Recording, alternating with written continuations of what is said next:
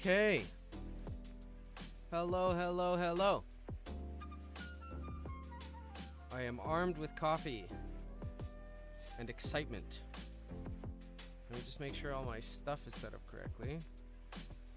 Naturally, it's not. One moment, please.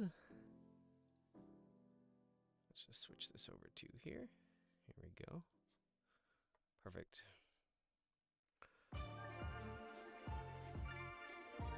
Okay. How is everybody doing today? Let's see. Oh, I don't want Photoshop. I want Blender. Okie dokie. Time to continue on with this rock, chat. Let's see. I had a coffee, and then I had to make another coffee in a different mug because I didn't have time to finish this one and start another one.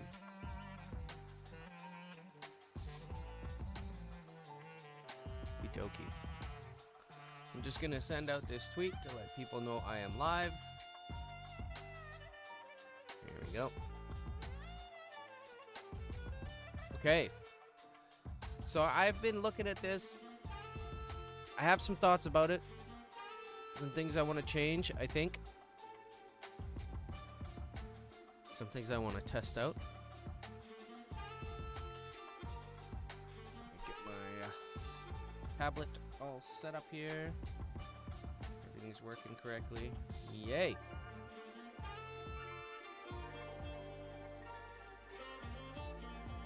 Just focus in on Ucupaint here. Here we go. Look at that, we're all set. Okay. A couple of things I want to change right off the bat. First of all, I think I'm going to bring this light part down, and I'm going to put in a... I'll just do it. Let's see. I'm going to put in like a shelf right here. I'm going to do this on a new layer, actually.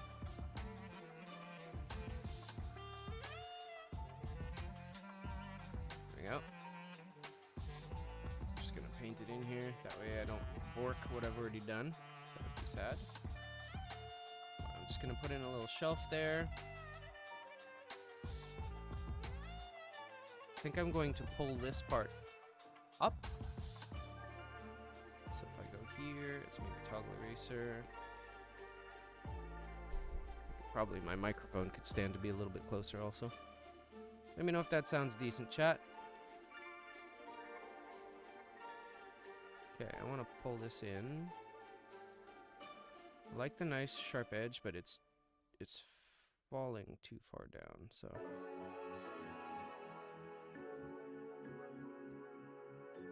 Maybe cut into it a little bit here.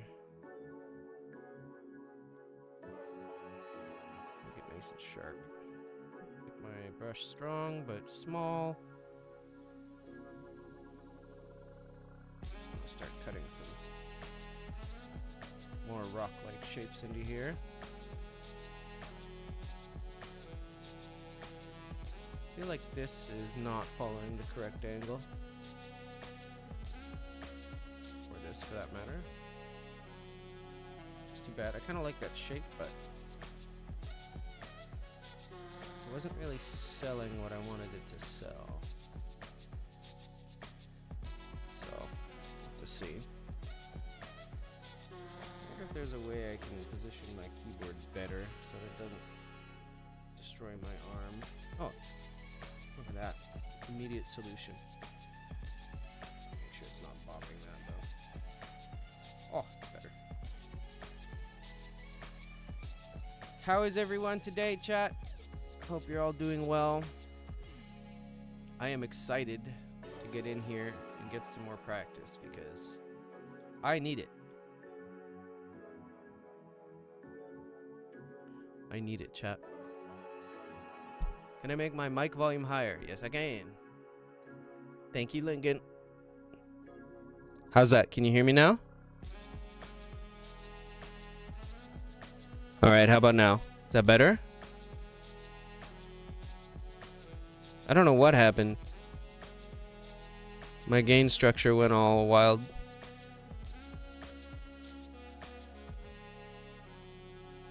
Okay, let me know if you can hear me now. A little lower, maybe. Okay, I'll turn it down just a smidge. How's that? Let me know how that is. Perfect. Thank you, Lincoln. How you doing?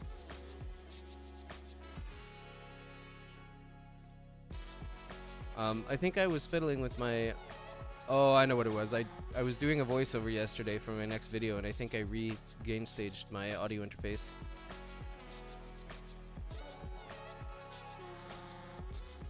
Alright, I actually have reference in front of me this time, which is exciting. But I gotta, I think this is fine. I was worried that my values were a little, like, too dark, but me, I'm good. I'm doing actually very well. I'm doing very well. Thank you for asking. I have to say, it's been a kind of a crazy year, but things are starting to look up, so doing pretty well. I have a thought, chat. I have a thought. I like this chunk, but what if... Let's just do a little... Oops, let's go... Create a new image. It's fine. We'll call this, maybe. Maybe.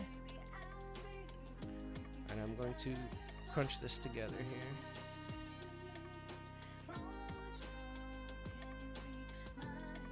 What if I smush that together and make that more of a crack?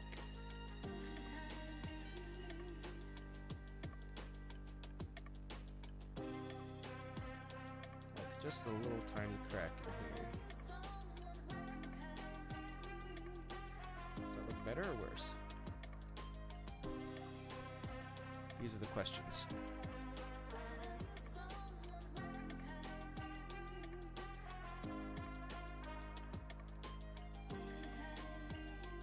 Just seems like a really odd angle for a rock to be parked at. Not that it can't be parked at an angle like that, but it seems a little strange. Okay. Let's say no for now. We can always come back to it later. I think maybe what I want to do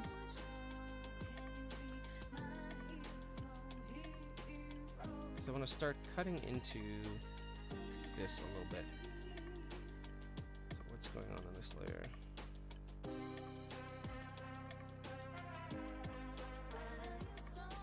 Let's remove that one as well. So now that I know I definitely want like a shelf here to catch some light, I'll just paint it in.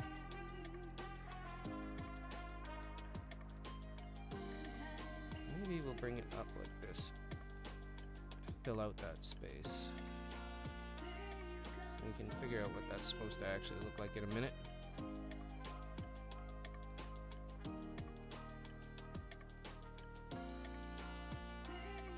Let's see. So my thinking is I want to put some cracks in here. I want to, like, I know normally you would be doing kind of detail all over and bringing it up all together, but since I'm just learning and practicing, I'm okay with pushing one area more than another so that I can try and figure out, you know, what I'm supposed to be doing here. Because right now this is actually reading a lot more like shiny than stone, maybe. It's a lot more reflective, so.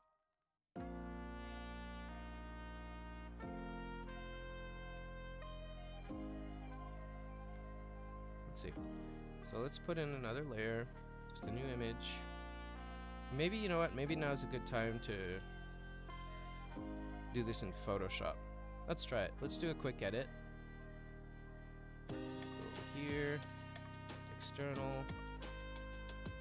My bleed is up already. Okay, so I'm gonna set my screenshot to 2048 by 2048.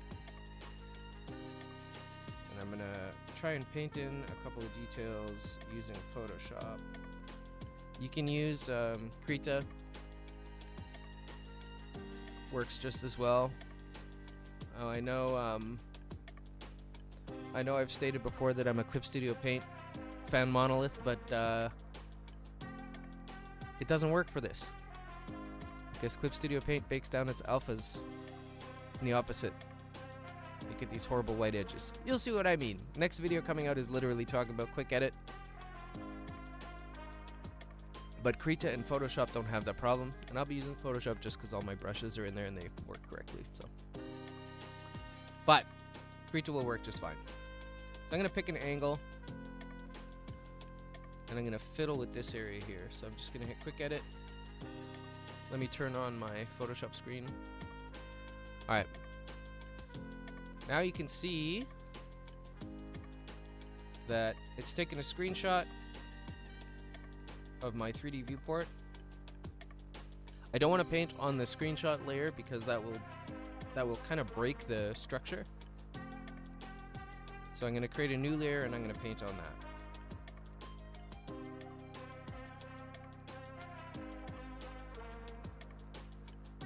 Anubis the Master. How do you do layer opacity? The add-on is so confusing. You mean in Ucupaint? I'll show you. One sec. Let me shut off my Photoshop screen here. Okay. So layer opacity is right here.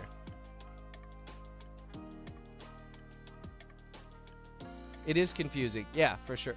Because if you've never played with like Substance Painter or any other kind of layered stacking program, even if you have, the layout's different. So, but this is layer opacity. So if I go to my high sketch layer, which is going to be all of these high details, watch. Here's my layer opacity. And then the blend modes, you're welcome. All of the blend modes that are available are right here. Yeah. And then on top of that, there's actually, you can, on whatever channel you want, in this case it's a color channel, but doesn't really matter. You can also do kind of normal adjustment layers. It definitely has different logic for sure. But in terms of what it can accomplish, it's very similar. It's interesting you notice that though, because when I talked to Ucupaint, who made this add-on, Ucupaint has never used Substance Painter. That blew my mind. My head could not understand that. I was like, how did you... It took, what was it? Algorithmic? Who made it first? I can't remember. It took years of R&D to get Substance to where it is. And YouTube just instinctively made something this good. It's insane. But, so yeah, you'll be familiar then with like adjustment layers. You can actually do them here. You hit this little cog next to your mix, like your blend mode and opacity. And then you can easily invert it. You can do color ramp to like squash the colors. You can do an RGB curve. You can do hue saturation, so you can change the color, brightness, contrast. I'll just show you what I mean. I'll take it off afterwards, but okay. So you can make any tweaks you want. It's really great. It's true. It's true. Name a bigger Chad than Ucupaint. Okay, let's see. Now, I have changed my view, so I'm going to delete this. Here's one thing I don't know, chat. I don't know if you move your view, like your 3D viewport, which I did. I don't know if Quick Edit will work correctly. I could try it. I'm a little scared it'll break, so I'm going to test it off stream. But let's try this again. So I'm going to get a nice view of my 3D viewport. I'm going to hit Quick Edit. I'll open my Photoshop screen back up. There it is. I'm going to create a new layer and paint on that layer.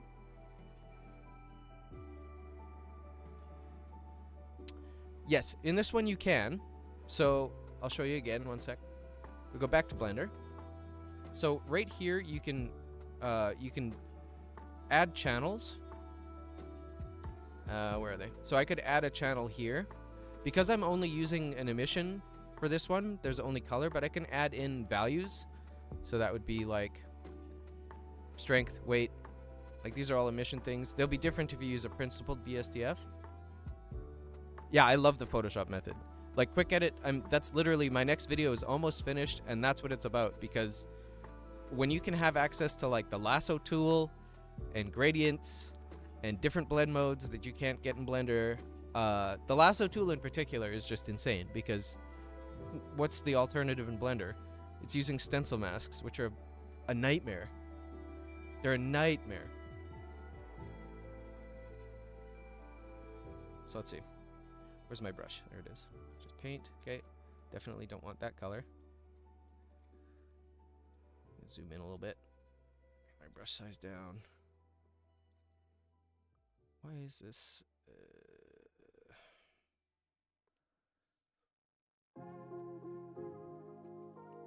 Let's pick a different brush here. Excuse me. I'm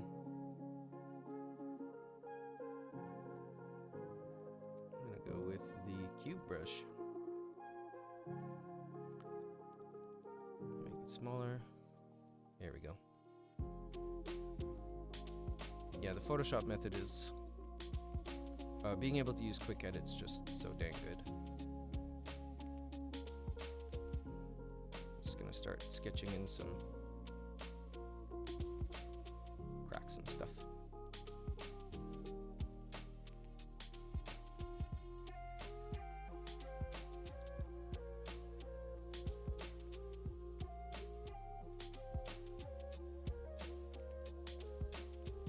Can always go in and fix them or change them or do whatever I want to.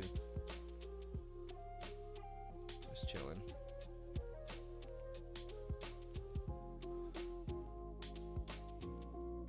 I really should set up my Tartarus to be good with Photoshop, but ever since the computer got wiped, it's pretty sad. Where did the nya thing come from? It's the thing that stuck with you and it made me go like, oh, thanks. I don't know. It was like, at first it was a vague South Park reference, and then I just kind of ran with it. And I'm still going to keep it, but, you know, I'm just going to do it in moderation now.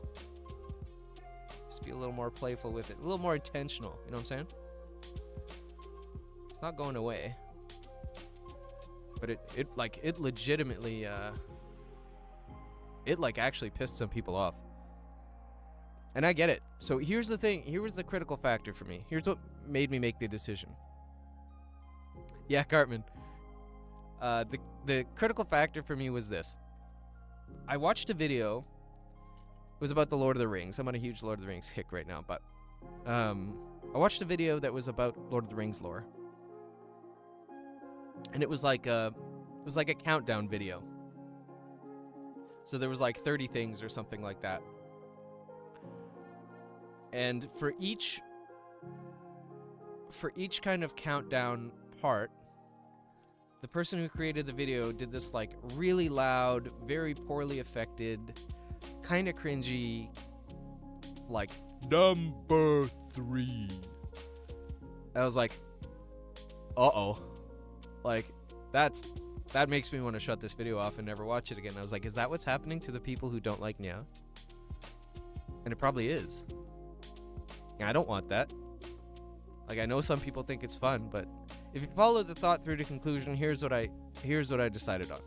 The people who love nya can live without it. But the people who hate it can't stand it. So a little bit of it's going to be fine. But too much of it's probably not a good thing.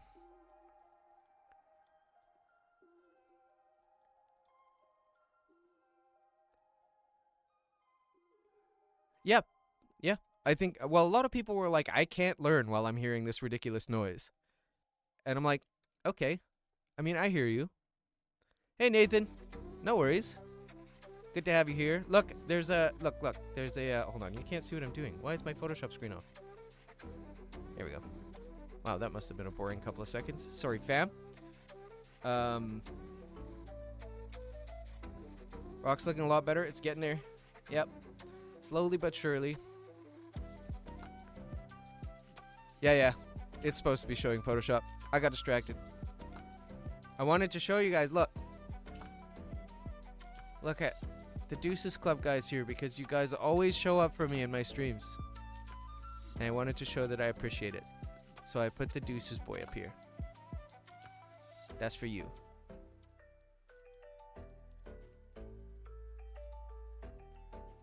Yeah, some people were they just couldn't concentrate while they were hearing that sound, right? I'm like, well, I mean, I'm going to be saying here instead of nya. So if it's just repetitious noise you don't like, then you're not going to like that. And I'm aware of the fact you literally can't please everybody.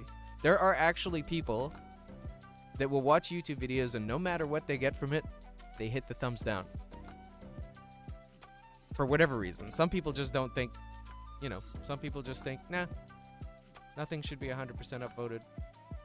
Oh, you know what I should be doing? I'm going to hit lock transparency. That way I can't paint outside of this. I don't think it would matter for the purposes of UVs, but I'm just going to do it anyway.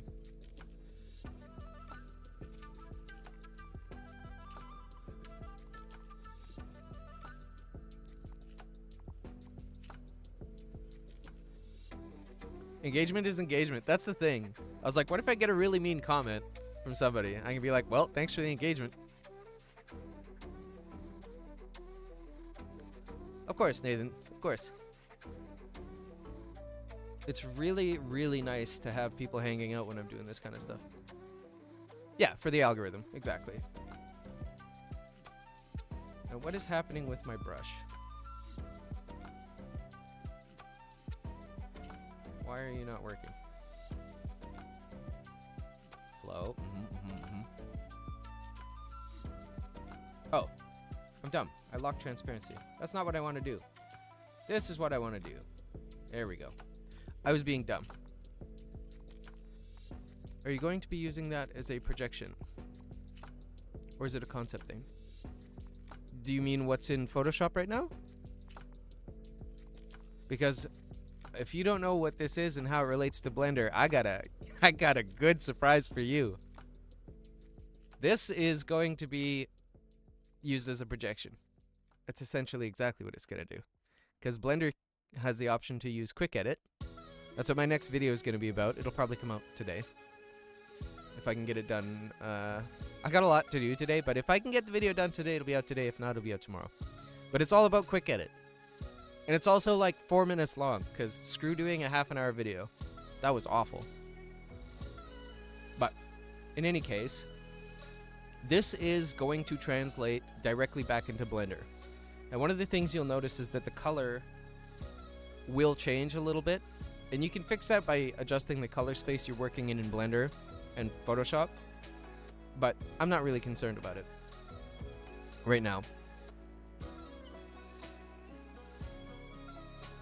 And, oh, Nathan, you had asked last stream if there was another thing I do, if I do other art other than 3D.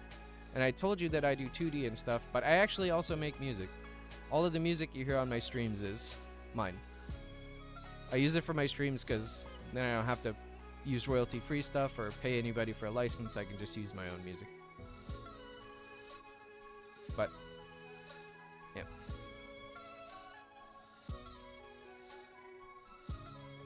Alright, now I'm going to take advantage of this lasso tool. And I'm going to come in here and just cut out some shapes.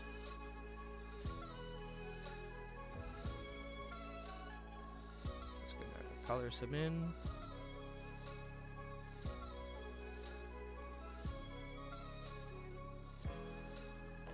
Let's see.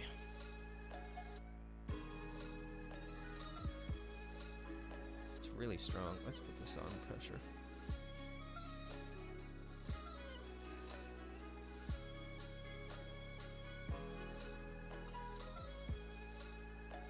Looking at my reference here.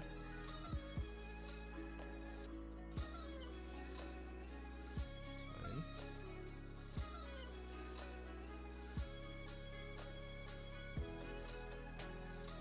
Just dial it back some. Just dial that in a little bit. So now, just to show you really quickly how this works, I'm just going to hit Control S. I'm going to hit Save. That's fine. I'm going to go back to Photoshop and I'm going to hit Apply. Did that do what I wanted it to? It didn't. Okay, that's fine. Not entirely sure why it didn't do that, but let's give it a new layer. See if we can make it work.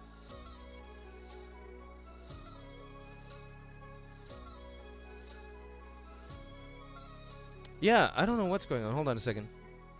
I'm gonna disappear for a second, but I'll use my audio interface to gain stage. Okay. I know you guys won't be able to hear me for this part, but my audio interface is figuring out how the volume works. And it should gain stage me correctly. Okay. Hello? Is that better? I have several ways of turning it up. Man, I had it all set up nice before, and then I was recording a voiceover yesterday, and I must have changed something, so... Dang it!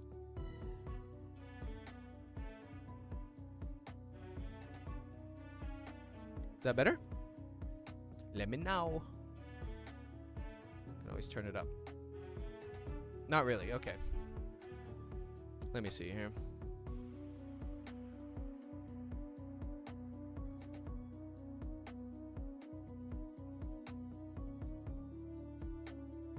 Okay, 1 second. Okay, turning it up. Turning it up. Let me know how it is.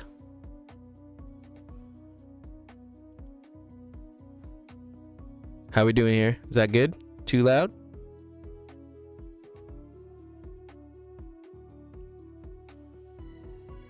Hello, hello, hello.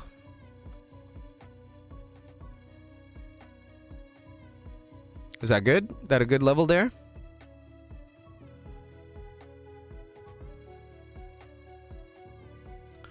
Hey, Mayo. Been watching some of your vids. Content helped me understand a lot. Getting into making textures. Gonna be lurking a bit, but it's nice to be able to catch a stream. For sure. Thanks for stopping by. Okay, perfect. Yeah. I'll have to test this before my next stream, because if I'm... Apparently I have to make adjustments between recording voiceovers and stream volume. I can turn it up more if you like, too. Like, that's fine. Oh, I got seams here. Look at that. Okay, what's happening on this layer? Let's get rid of it. Boom. Okay. Go to this layer here. What's happening on this layer? How much do I lose if I delete that? Literally nothing. Okay. Here we go. Save it there.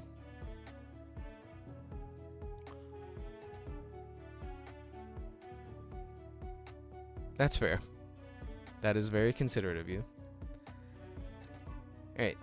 I've changed my viewport. So all of these changes, I'm just going to delete them. We'll try it again. That's alright, chat. I didn't lose anything. It's all practice. It went lower again. I don't understand how that's possible. Yeah, I do sometimes move further away from the mic, but not very much. Certainly not enough that a condenser mic should lose that much, but I'm going to turn it up just a little bit more. Here we go. Okay. I just turned it up just a smidge more. I'm also going to adjust my limiter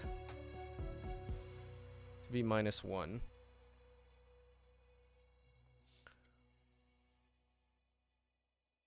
All right. Let me know how that is, chat. I'm going to go back to Blender here for a second. So I've created a new layer, 2048 by 2048. Here, I'll just do it again. So I create a new layer. 2048 by 2048 is my resolution. It's going to be the same as my screenshot down here. So I'm going to go to Quick Edit. Switch over to Photoshop. So this just loads into Photoshop. Create a new layer to paint on.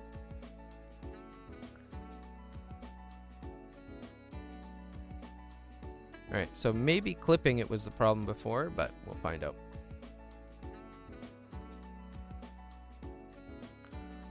What we're going to do here. I think maybe this time what I'll do...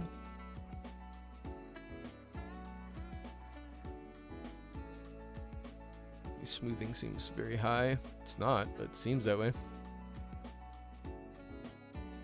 So I'm just looking at some reference here.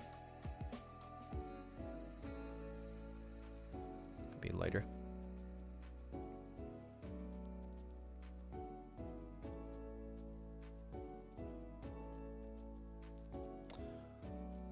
Let's see.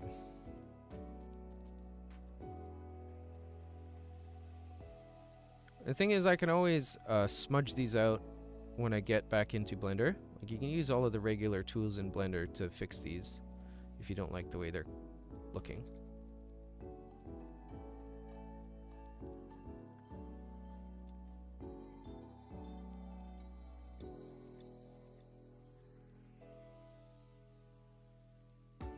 So I'm just gonna, I'm like carving some crags in here is all I'm doing.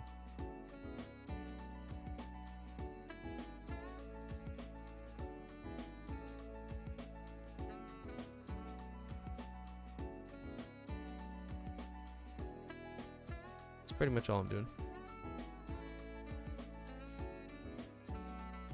Has anybody got any projects they're working on right now? Anything you're trying to learn in particular?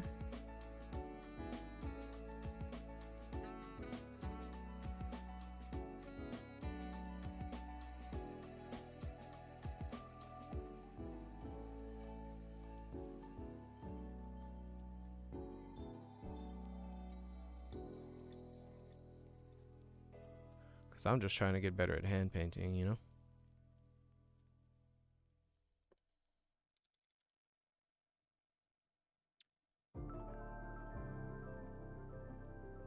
This is something I wanted to get good at for a very, very long time. Finally, I got the time to practice a little bit.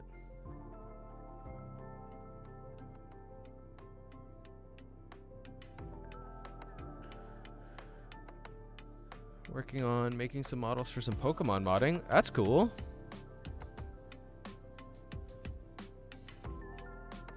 Sounds like fun.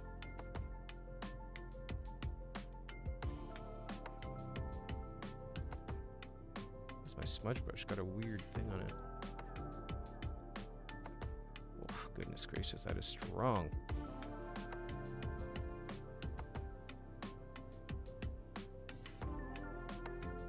I love me a smudge brush. Goodness me. Trying to animate a short film of a boy trying to murder a mosquito with a gun. That sounds crazy. Also working on overlapping action with animation. Yeah, that's tough. Animation's so hard. It's extremely rewarding, but man, it's tough. Alright, let's get another one of these here. Oopsies. Grab this.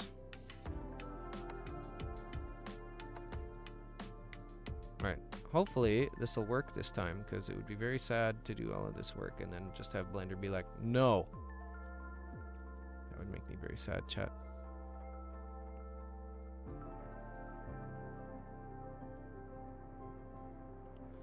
Bring that down some.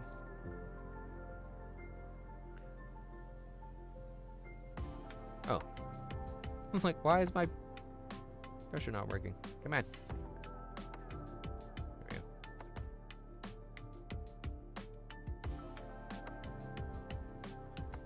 Nice thing about animation, it's a midpoint between logic and creativity. 100%. Absolutely.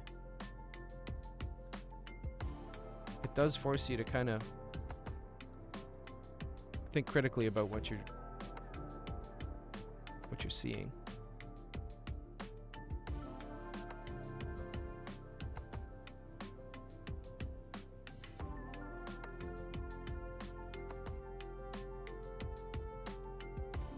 Okay. I want this to be part of a form kind of definition here.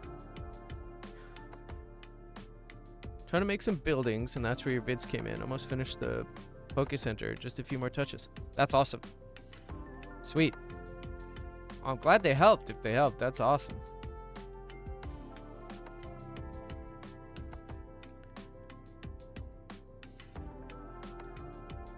Just gonna move my mic stand over a little bit. Stop bopping it. Yeah, that sounds awesome for sure. I actually, one of the video ideas I had was to do like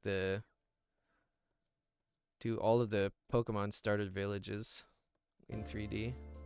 I don't know, like isometric or something like that, but let's see. So I think this is kind of the play I'm going with here, chat. Something like that. Break up this rock into some more interesting shapes. I want to do something here also, but I'm not sure what to do about that. So let's see if we can bring this into Blender. Let me switch my view back here. Okay, I've done all that. I'm going to click apply. Aha! It worked, chat. Look at that. This time it worked. So this is the power of using Quick Edit. Yeah, join the Discord. The link's in the description. I'm on there pretty frequently, checking out what people are doing. It's always super exciting to see what people are working on.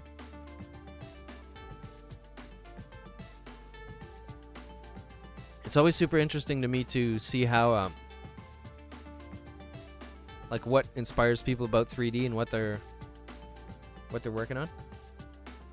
All right, so I'm gonna save this layer. I'm gonna make a new one, and I'm gonna go back into Photoshop, and I'm just gonna do it all over again. I'm just gonna dial it in a little bit further. Did the change I just made affect the back of the model? Hold on, let me close this out. It did not. Do you mean the inside? Yes. Like if you're talking about the back face, then yes, it's going through all the way. But if you're talking about the opposite side of the model, the answer is no.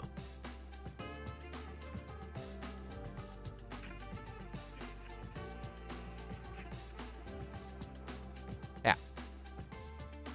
Because I have occlude and back face culling on, it's only going to do the front face that I can see. But yeah. So I'm going to merge these two layers together afterwards, but for right now, let's just go to Quick Edit. Let that open up in Photoshop. There we go. Go here. I'm going to create a new layer. That's what I'm going to paint on. Haven't used Ucupaint enough yet. Once I found out that Ucupaint was a thing, I literally could not stop playing with it. And I reached out to Ucupaint, who made it, because I was so impressed with the add-on and I was going to make a video about it. I said, is there anything you want me to shout out in particular? Because, like, this is crazy good. And we just ended up chatting and stuff. Because he's an awesome dude. Super nice. Absolutely brilliant at his own 3D art. He uses Ucupaint a lot for stylized, like PBR. Ucupaint?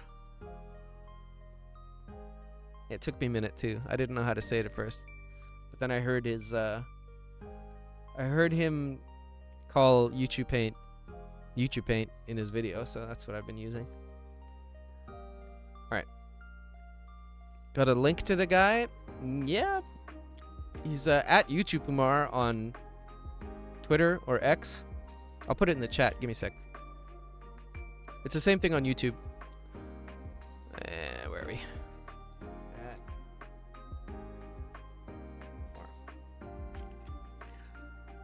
Just like that.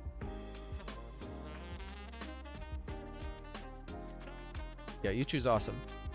There's another contributor to Ucupaint and a content creator called Arsa as well. Hold on, I can't remember how to spell Arsa's username. It's like Rakai. Wait, no, I can't remember. Dang it. Either way, they're both awesome. They're both awesome humans. Okay, chat. I need to figure out what's going on with this right here. Why my headphones keep dying? I should probably plug them in. Let's see, how are my headphones gonna behave? Or are they gonna be rude today? Rude headphones.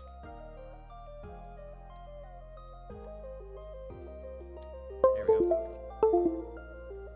Rude phones. Okay. Okay. How am I gonna connect these? This is my question, chat.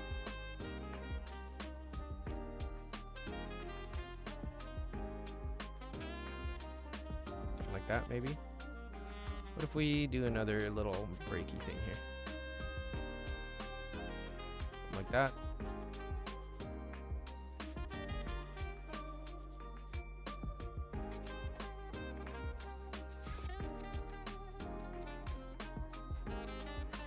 Bring the opacity down.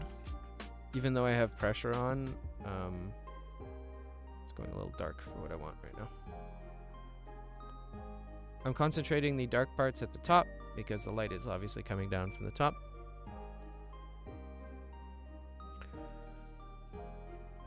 I am looking at reference right now this time, which is why it's starting to look better, because I'm looking at someone who knows what they're doing and following their advice, which I very much recommend, chat.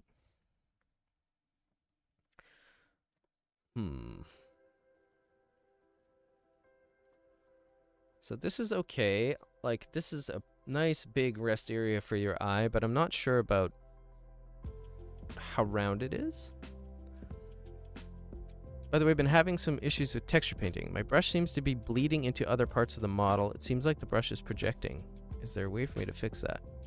Can you show me a picture of what you mean in Discord? Bleeding into other parts of the model. Yeah, please. Yeah, please. I'll check it out. And anybody who's chilling, if you want to join the Discord, link should be in the description of the video you're watching right now.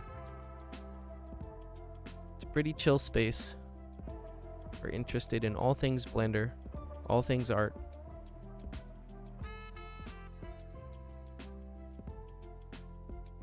It's the wrong color. So you want it to be even lighter than that. And smaller. I may actually take the time, chat, today to set up my Tartarus with this, because not having it set up is kind of bunk, not gonna lie.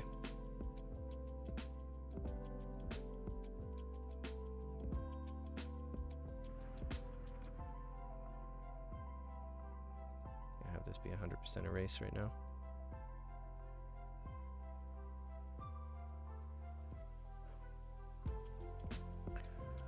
Let me check Discord.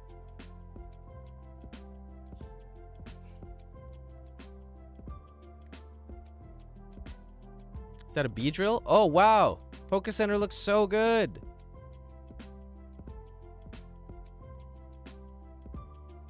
Oh, that's awesome, Saigo. Welcome, welcome, welcome.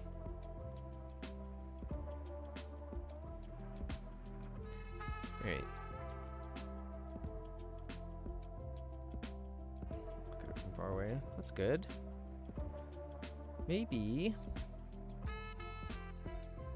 what I do is just go in here and I square up these edges. I'm on an eraser right now. Here we go. Yes, chat, I know I have a perpetual struggle with being on an eraser or like when I don't want to be. It's just how it goes. Story of my life. Accidentally erasing. Okay. I'm going to break up the shape because it's super smooth right now for a rock. I'm going to break it up. And like everything else, like I've said a million times, I'm going to try to make big, medium, and small shapes when I do that. So there's big shapes, give your eyes a chance to rest. Medium shapes can lead your eyes to areas of interest.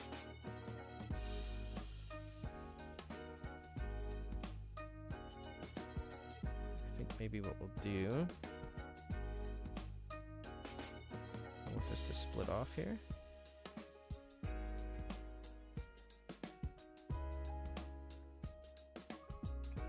Do something like that. Do I like it or do I not? I don't know. Let's create another layer, temporary layer. Fill it in with a darker color, and I can just delete this afterwards if I don't like it, but I'm just eyeballing whether or not I'm gonna like this as a dark spot.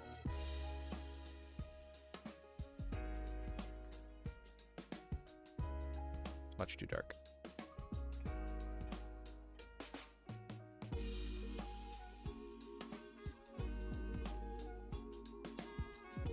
Yeah, something like that. I don't hate it, but I don't love it either. Just dial that back. Maybe I just leave it as this nice big shape here. I can put some more like interesting features there. I'm gonna move this up now. Okay. I could probably find a happy medium for not smashing into my microphone. Can't read chat if it's there though. There has got to be a good spot to put this thing. Okay, that's actually pretty good. Am I gonna bop it? Yeah. Let me find some tape, chat. Got some right here. I just need to move this cord up a little bit, because that's what my pen keeps bopping into.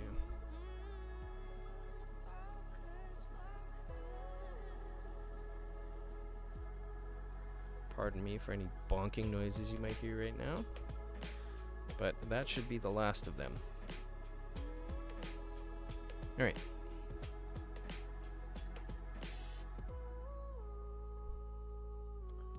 I say that, and immediately gets bonked.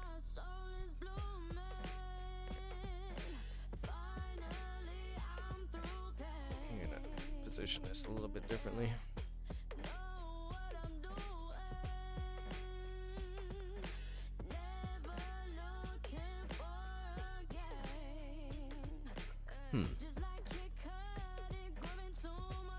Okay. Can you still hear me okay, chat? Everything good there?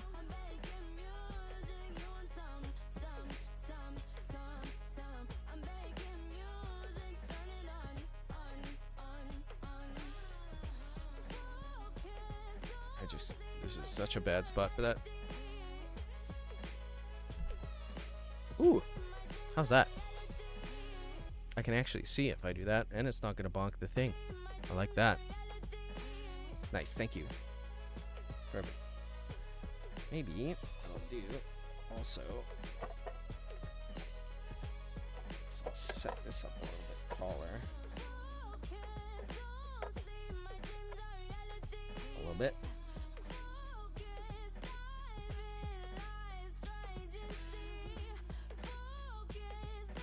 Make this a little bit more thickness here.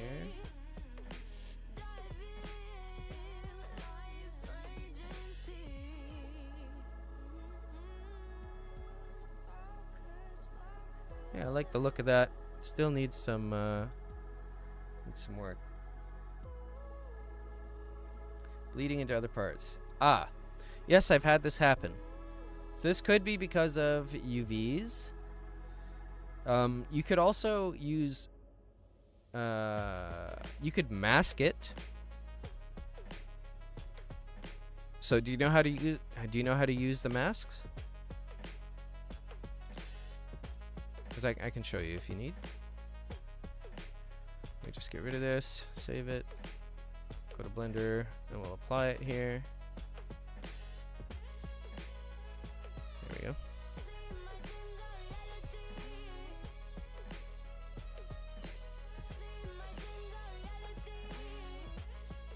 Just gonna dial that down. I'm gonna merge it down now. That should become one layer. Here we go. Save it. Okay. So, okay, I'll show you a demo quickly.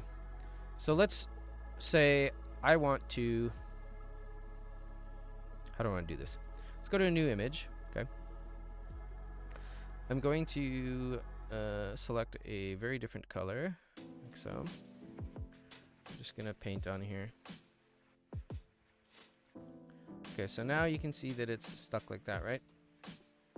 Go new image mask. Doesn't really matter. The resolution doesn't really matter. You should probably make it the same, but for this demonstration, it doesn't really matter. So masks use black and white information to tell the computer what it wants to show and hide. Black means I want to hide, and white means I want to show. So whatever information you have on the actual layer, which is this right here, all this red stuff, I can use this image and paint on it with black to hide it where I don't want it to show up. And then if I want to fix it, I can use white. And you'll notice, if I turn my strength down, you can get a gradient. So masks are an insanely powerful way to control where paint is going. Or really any textural information at all. Just tells Blender where pixels can go. Or whatever your kind of drawing program of choice is. So I think I want to go in here. I want to address this. And this I can just do in Blender. Let me make sure I'm on my brush. I am. I'm going to select that color. Zoom in a bit.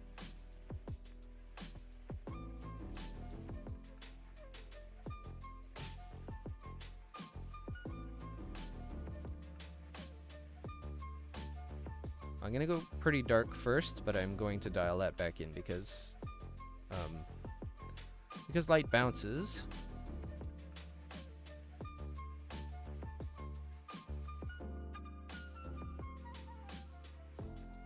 So it's not gonna be super dark.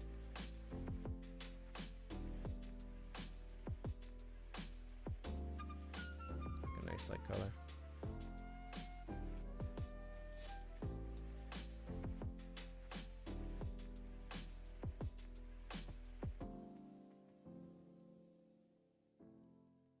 Like that.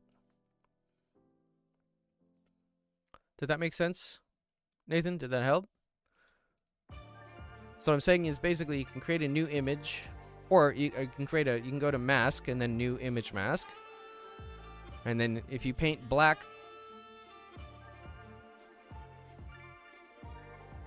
to a surface bound type, like in sculpting how you project it in sphere types. The thing is, in Blender, as far as I know, there's no way to do that. Which is okay, good. I'm glad I helped. As far as I know, there's no way to do that in Blender. It would be really, really good if you could do that, because that's how Substance works, I'm pretty sure. But, like I said, as far as I know, I don't think so. Because even with sculpting in Blender, it still uses projection. Like, if you've ever used ZBrush, it actually uses its topology to track where you're sculpting, but in Blender, it uses the screen.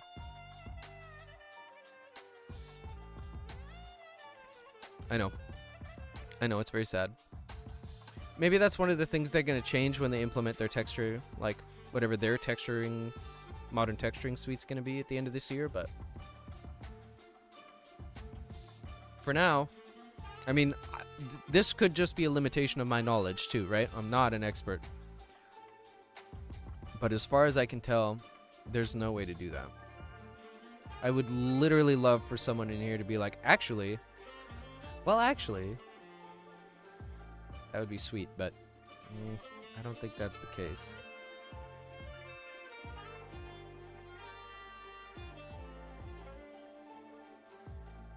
Yeah, I'm sure they are. I am sure they are. It's really nice to see, like, I know all of the geometry nodes buffs were having the best year of their life, and I love that for them, but for, like, simple hand painting nerds like me, who love stylized stuff,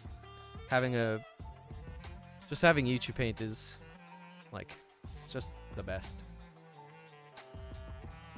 Alright, so just so I can show you, I can show everybody, I don't need to go into Photoshop to do this.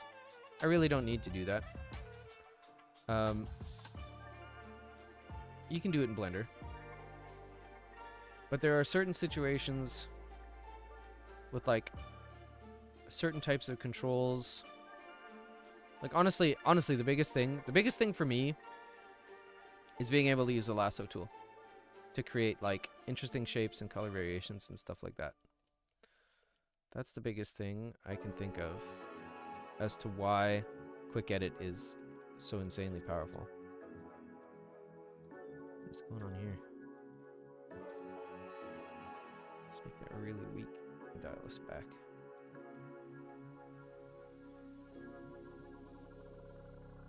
Come in and figure out that shape later. But okay. I think what I might need to do is I need to reduce the value of these. So I'm gonna try using a brightness contrast on it and see if it looks horrible or not.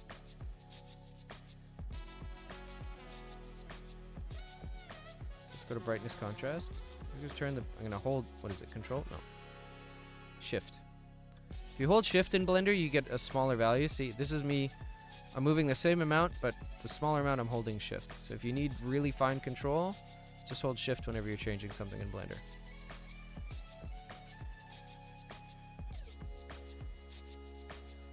Okay, and then I can toggle it on and off. So it's really very, that's a very big jump in value there. It's really, really big.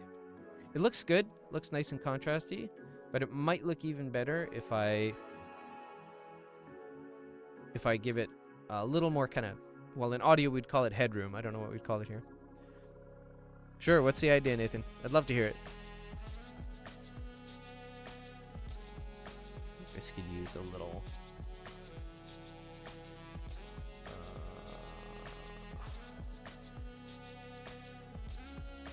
this could use a little love right here.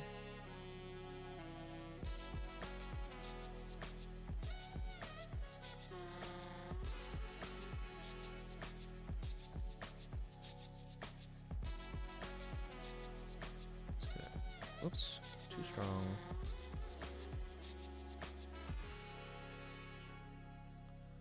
I really should turn B-Painter back on. I know B-Painter's like a deprecated add-on, but it actually plays really well with Ucupaint. Let's go ahead and erase that. Here? Oh, it's here. Oh, my eraser's just not very strong. There we go.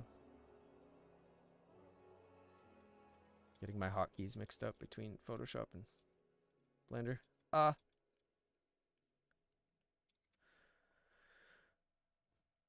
You're gonna click the plus button, a menu shows up with a bunch of options. Yeah, that's a great idea. I actually had thought about doing that. YouTube suggested I do that as well. And then one on all the baking options. So like right here, yeah, there's a lot of options for masks, and then same thing with layers. There's a lot. Right, so the masks and the layers are kind of the same thing. But there's a lot you can do in here. You can create new layer groups, which is a functionality I haven't even tested. Vertex color is really interesting because it allows you to paint using vertex colors the same way you do in ZBrush or in sculpt mode. What else is awesome? These multi-res things I haven't explored yet. Being able to use another object's emission and stuff is insane. There's so much functionality in here that I don't even understand yet. It's so powerful.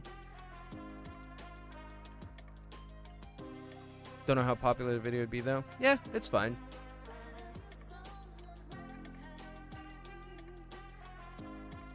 That's alright. I don't expect any of my videos to blow up like insanely. The content is kind of niche right now. That's fine. But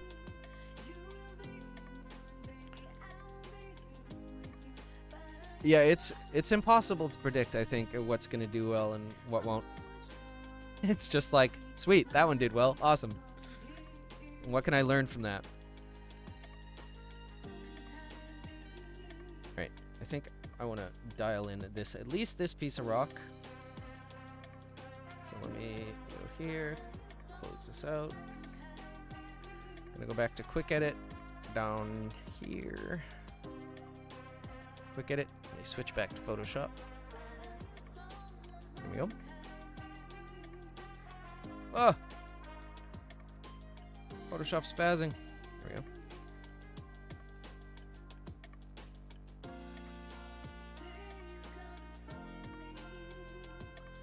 this color. I think.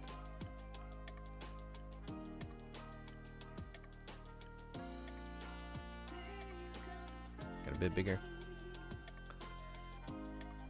Yeah, it's hard to say which ones will do well and which ones won't, man. For sure.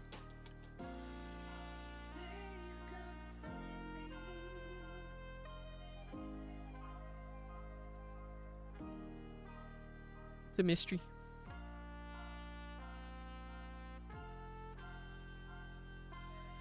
Although, for my own channel, I have to say that, like, a grease pencil is something a lot of people are interested in. That some of my best performing content is on grease pencil. That's much too light. I definitely want a lighter value there, but not that light. I want it to look like it's doing what it's doing, but without it being light. So I want it to look like an edge.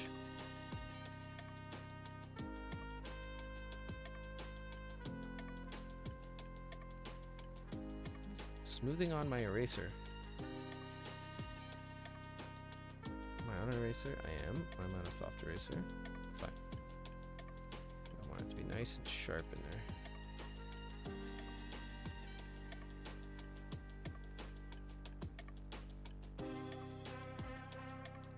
What's been my favorite video I've made thus far? Probably the Voltorb video. Because it was challenging because I had to cover a lot of information, but I really felt like it was the first time I was able to teach something very effectively, and that's now my best performing video. Plus, I also got the most feedback from people who were like, "Hey, this really helped me," and that's exactly what I want. So I truly believe in the power of Blender to make an insane difference in people's creative lives. And being able to help people learn how to use it, it's pretty sweet.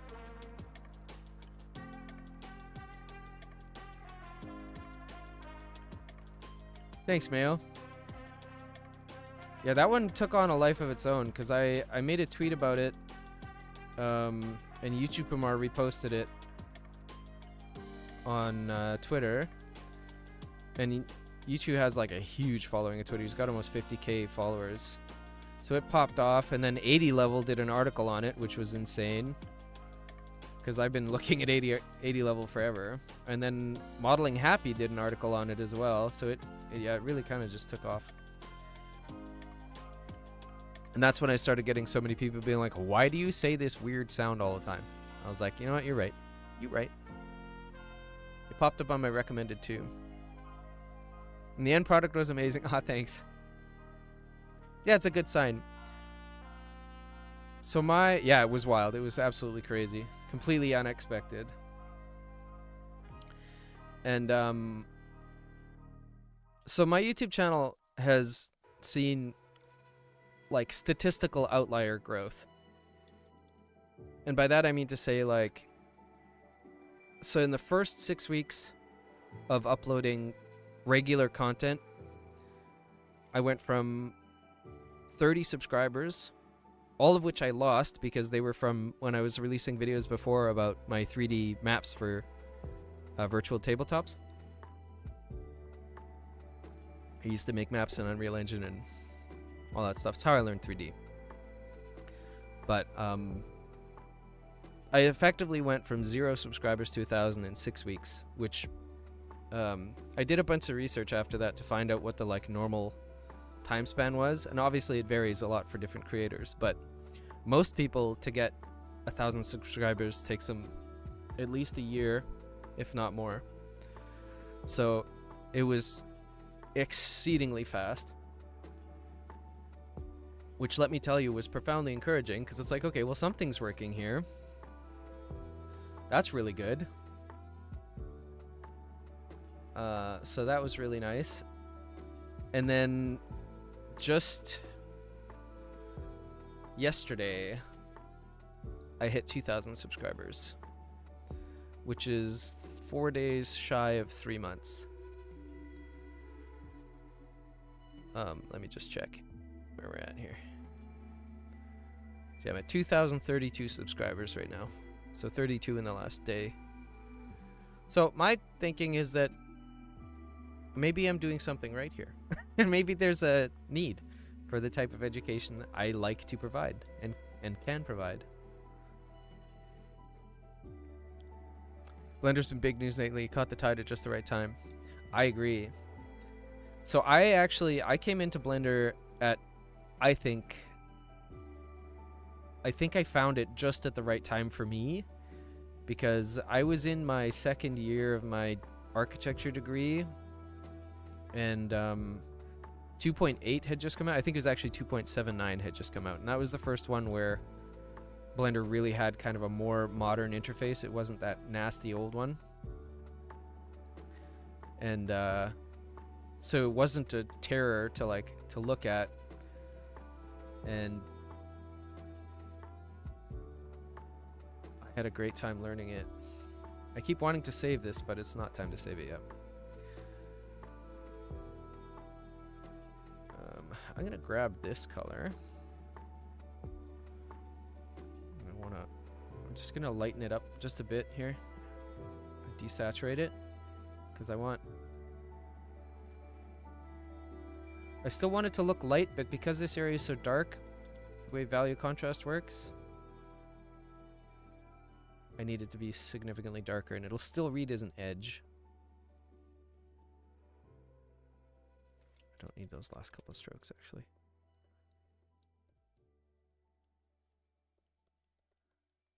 Something like that.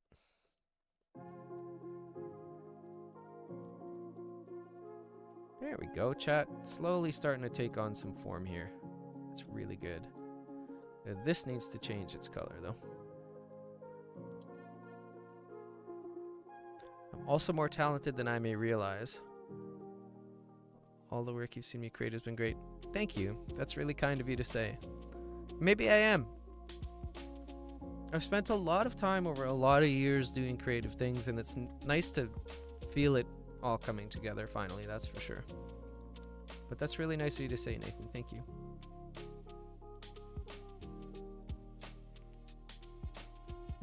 I feel like I'm also really profoundly lucky to kind of already have a sense of community. Because like I told you, I streamed before when I was making music way back in the day, and like there weren't people just coming to hang out, really. So having people to just chill here while I'm creating stuff it's like a gift. It's absolutely lovely.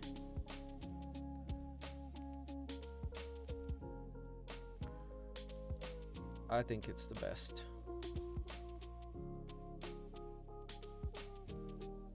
Fill this in here.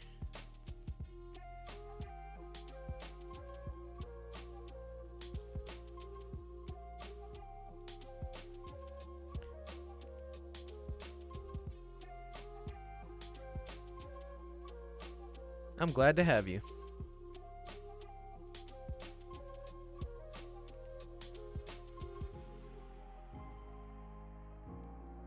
All right, I'm gonna smudge this together because, well, I mean, look at it. It's smudge it. I did tell you I love me a smudge. Just gonna smoosh it together.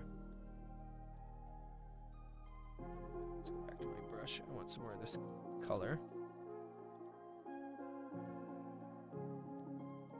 This rock has had a cool character arc from bland to epic. Oh, thanks. It really has. Why are my headphones still dying? They're plugged in. I might have to go and get my other headphones, chat. It might be... Oh, God. Smash the microphone. It might be ripped for these headphones. But I got a nice new pair for Christmas, so maybe it's their time to shine. And yes, this rock has had an arc. But this is the thing about, like... This is the thing about the kind of learning process journey I'm on. Is, like... I'll get there. You know, I'll get there eventually. It just takes me a long time because I don't have a system in place to... I don't have a system in place for how I approach these kinds of projects, right? I don't have a lot of practice painting rocks and stuff. I got lots of reference, and I'll use it because it's silly to not. But it takes me a while. But look, we're getting there.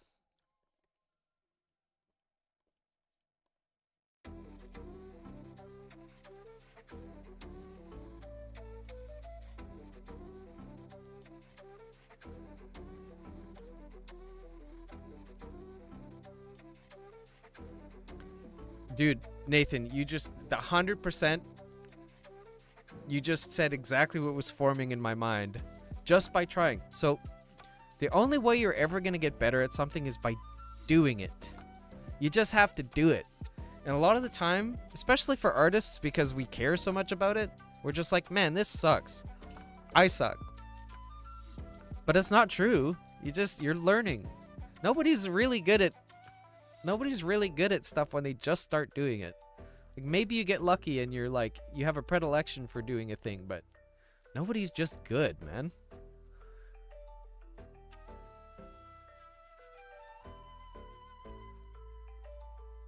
All right, chat, you can probably tell what I'm doing here. Big, medium, small, yeah? That's what I'm aiming for. I'm gonna carve in a little extra darkness here.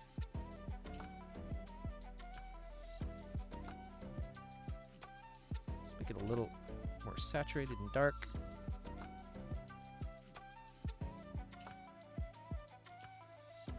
Sweet, it's coming along. Oh, that's too dark now. Just gonna knock it back a little. Excuse me, I barely want you to notice that there's a line there. In fact, I think it's still too light.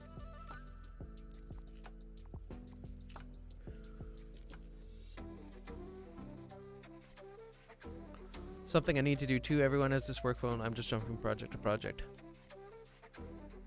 Doesn't matter how good you get, someone is always better, but that doesn't mean any artist has less worth than another. Absolutely. There's always room to improve, and it doesn't matter what it is. Doesn't matter if it's art or whatever. Like, the people who are going to stop growing are the people who think they're the shit and have nothing left to learn. And sometimes, you know, you'll see, particularly with artists, might meet some who are just seem like insanely gifted, and some of them are. For most artists, like, I don't even like to call people talented. I usually say practiced. Right? Like, when I say good artist, I'm not thinking, man, that person's so talented, they're so lucky to have been born with that gift. I'm thinking they're so practiced. They put in the time.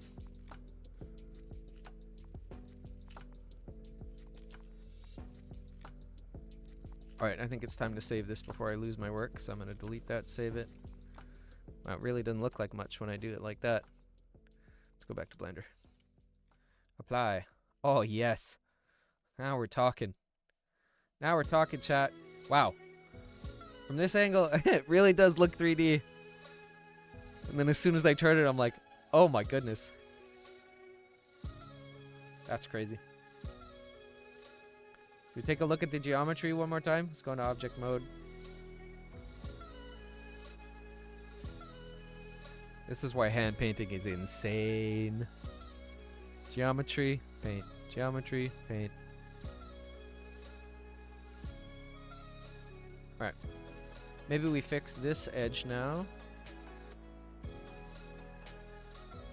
Let's just look at it from far away. Okay, that part's definitely starting to look better.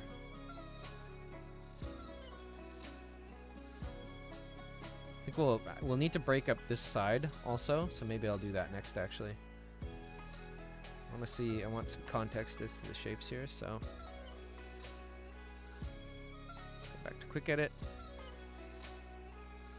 Switch it back to Photoshop.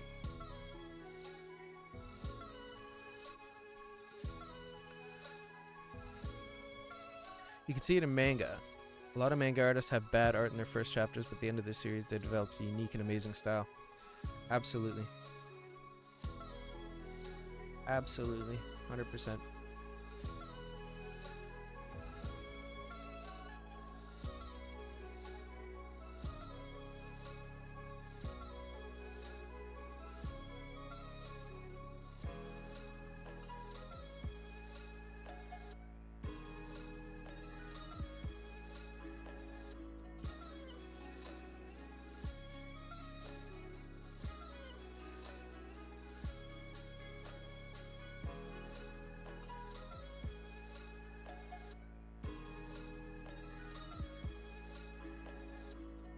This one's gonna be bright actually here, as it's upturned.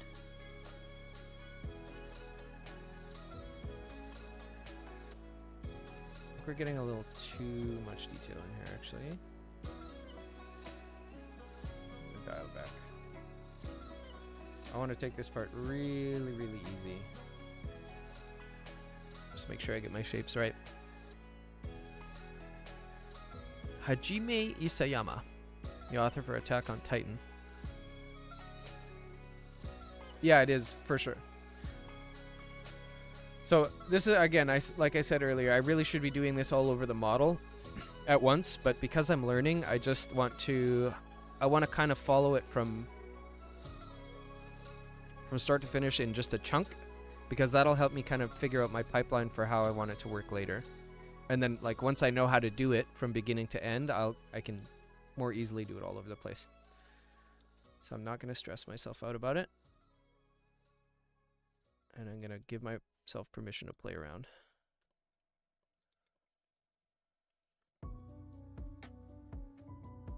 But just a little bit of detail here and there. And I'm going to go in and I'm going to fill this in with pock marks and stuff like that. But I'm just carving right now, right? Like, it's basically what I'm doing is shape carving.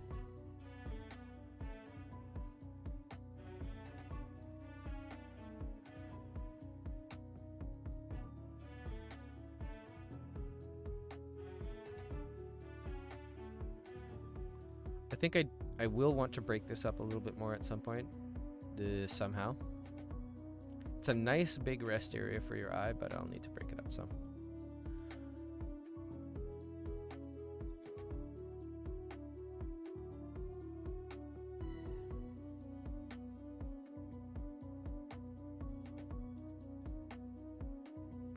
Nope, don't like that. Back it up.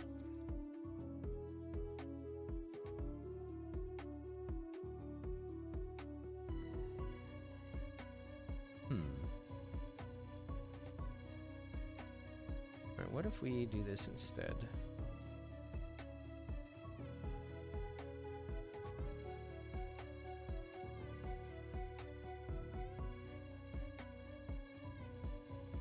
Something like that.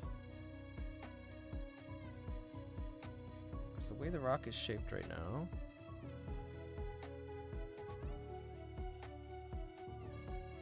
what if you add some small, intense white parts on the edges for more contrast? Guess it might look too shiny then. That's what I did last time, and yeah, it looked a little too shiny. It looked a little metallic. But again, it's fine. This is all... It's all just figuring out what I want. And it's fine for it to look shiny, too. I may do that in the end anyway, because, I mean, some rocks are shiny. But... I'm just trying to think, like, I'm trying to think in my head what this chunk of rock is going to look like in 3D.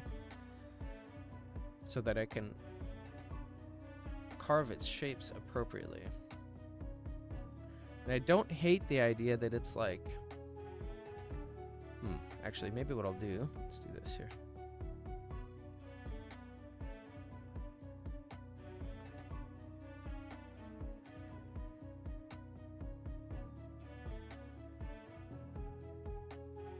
Kind of just gonna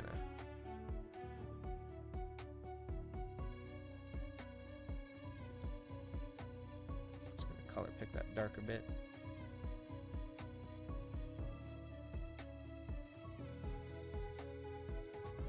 Get a dark color. There we go. So make it look like this kind of comes down into that area.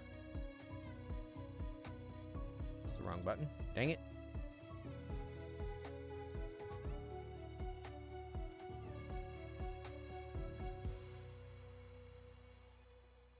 Doesn't need much value contrast there, but some would be good. A little darker and more saturated here.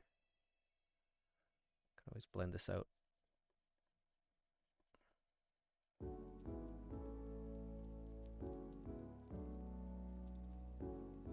But it'll be really nice for one day. Like, this is why I'm so excited about being able to do these streams right now, is because this practice will just make it so much easier in the future to to be fast at doing this, and then that kind of snowballs, you know? Because then I can make more stuff more easily, get more practice, feel better about what I'm making, all that good stuff.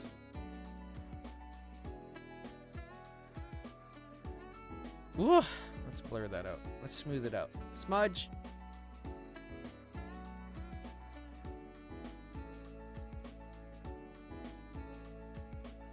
Rescue me, smudge brush. Okay. I'm gonna go in here and add some more definition. So, now's the time. I'm gonna grab the lasso tool, the thing you can't use in Blender. I'm gonna go to my brush. I'm gonna set it to a big, soft brush. I'm gonna paint in an edge here. I'm just using the very faintest corner. Actually, let's turn the opacity up. Bring the opacity up. Helps the viewers too. We're sitting here analyzing to see how you can adjust something as we're watching you. For sure. Helps me too. Okay, chat, we made it through one coffee. I'm on to the second. Ooh, this one's still warm.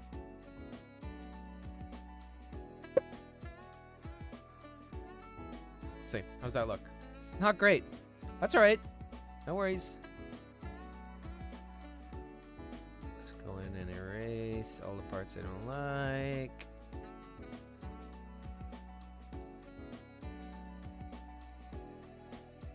And then we smudge. Smudge. Smudge will fix a lot of problems. It might also cause you some problems, chat, just be warned, but it'll probably fix more than it causes, so. Okay. I want to figure out what's going on here. So here's what I think is going on here. I want this piece. Switch back to my other brush here. I should put this on a hotkey, frankly. But I want this piece here to come down in here. So I'm gonna pick this color. This might be too light for right now, but that's all right. But I want it to look like these two are kind of butted up against each other. Yes. So there's gonna be some light. Some light is always going to reflect into the crevices, right? It's never pure black like we talked about. So let's see how that looks from far away. Better. Much better. So it's catching a little bit of the light. It's coming down from the top. Oh yeah. Smudge. Smooge. Here we go. That's looking good. Pull it into that corner a little bit. Cool. All right, so now, because this part is catching some light, I feel like this little section right here is also gonna catch just the tiniest little bit more light.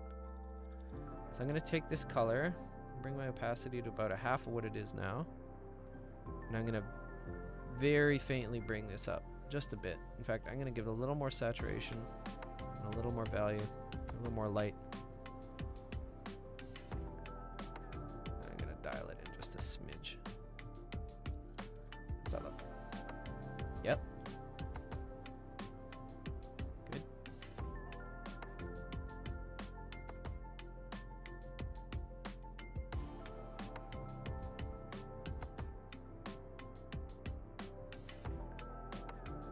Very good, very, very good.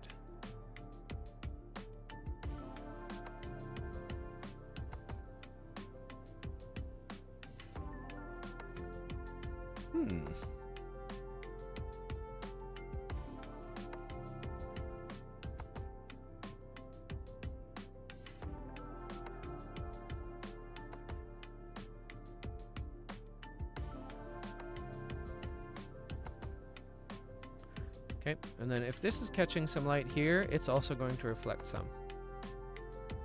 This does not need to be strong at all, but it will really sell the... It'll really sell that there's light kind of penetrating this area. I'm just going to put a little bit of color there, and I'm going to smudge it out. Just going to smudge it out. So you only get a hint of it. And then let's see if that looks the way I think it's going to look, chat. Yep. It's actually probably a bit light, so I can dial it back a little bit. The darker color. Just a bit, though. Let's do it from here so we can see.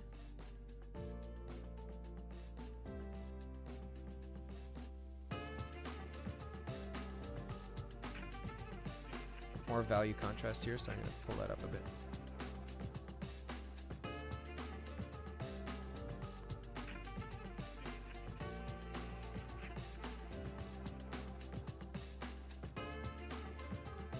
This part's facing up, so it needs to be much brighter than it is. Maybe do something like that.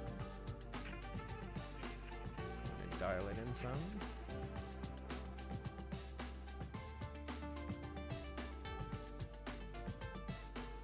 Like that. Because it's actually going to be catching light there, if it's that shape.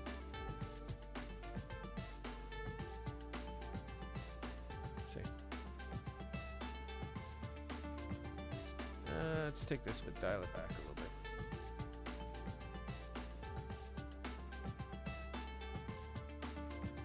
Dang, there's 14 people been here pretty much the entire time. I just want to say hello to all my lovely lurkers out there. Hello. Thanks for hanging out. I appreciate it.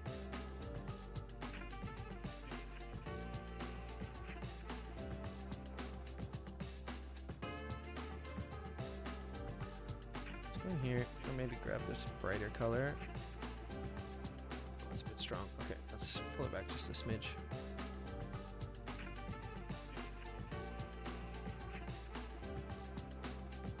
Really makes a nice difference. Yeah, it does. I agree. So that's too much.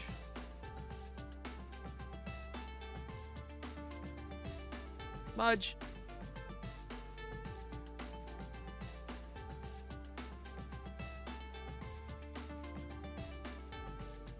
Definitely feel like I'm finally starting to make the progress I want to make, which is really good.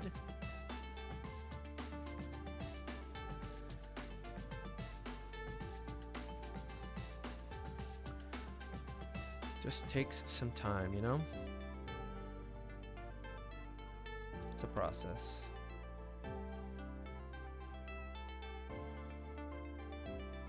My singular goal for this year is to be retweeted by Jeff Parrott. Have some of my art retweeted by Jeff Parrott. 'Cause he retweets stuff like hand-painted game art all the time, and it looks so dang good. So that's my secret goal for this year.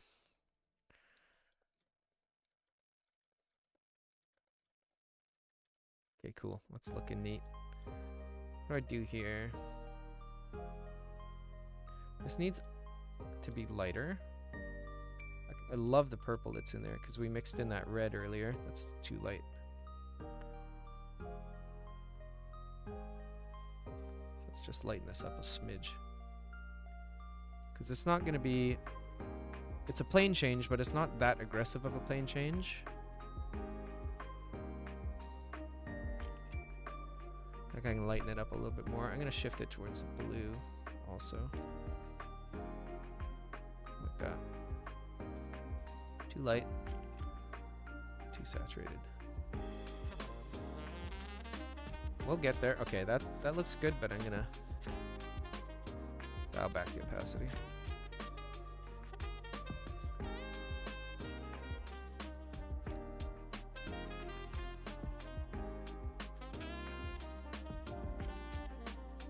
It's also really nice to get in this practice because it helps me feel more confident teaching people. if I have kind of work I can show that they enjoy. If that makes sense.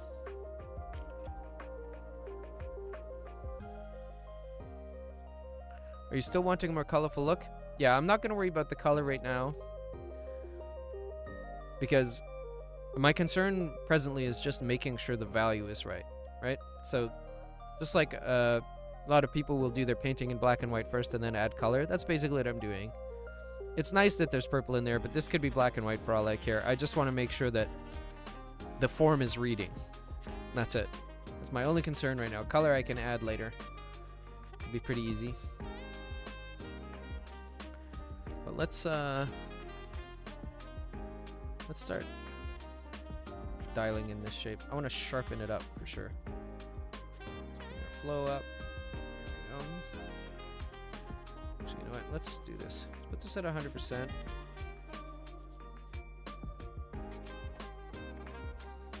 Flow at 65 and see what we get.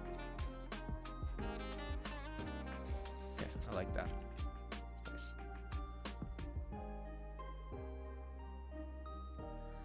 But to answer your question, Nathan, yes, eventually it will be nice and colorful. It's kind of necessary for the style I'm trying to emulate, is for it to be nice and bright.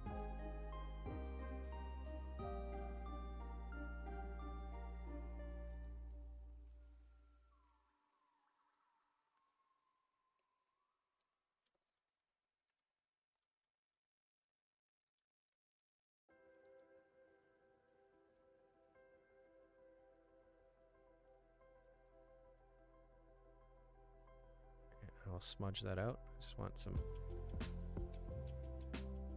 little tiny bit of ambient occlusion there. Nice and dark. Just straighten out that line.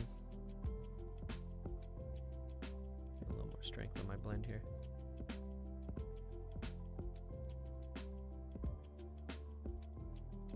Okay. So this is pretty much facing the light.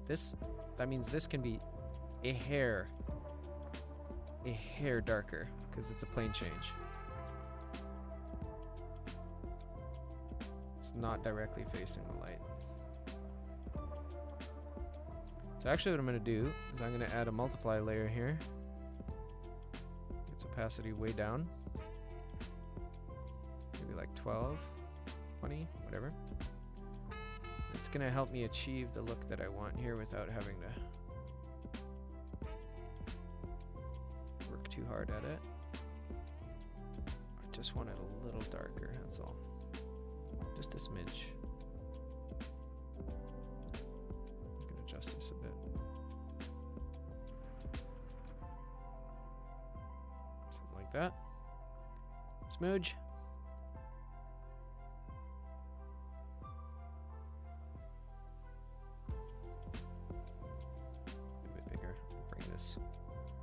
Down. Still not time to save. Actually, it might be time to save now. I've made some big changes. So let's just fix this last little thing. This needs to be darker. Let's collapse these layers. Come on. Okay, that doesn't want to behave. Alright, that's fine. That's fine. I'll darken you the old-fashioned way.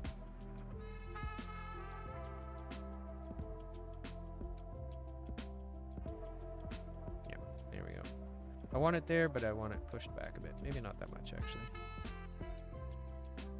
Like, that's fine. Still reads. And then here.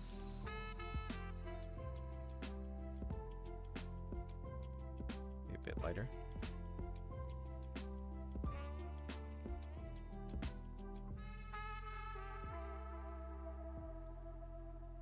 Actually, let's make that darker.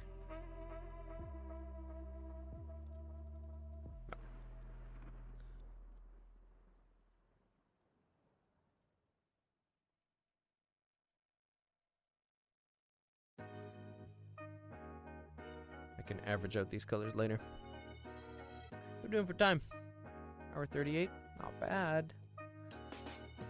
Not too bad. Not too shabby.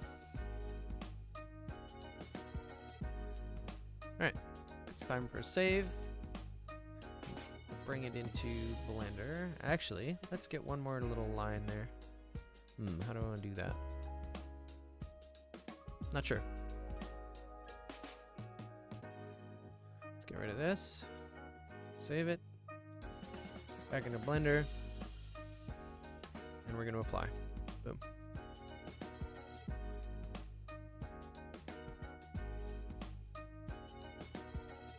That makes a huge difference. Wow.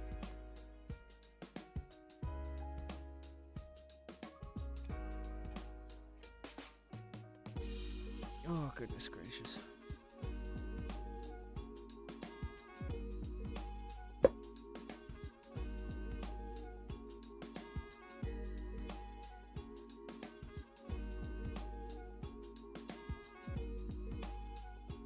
Oh, my friend just messaged me on Discord.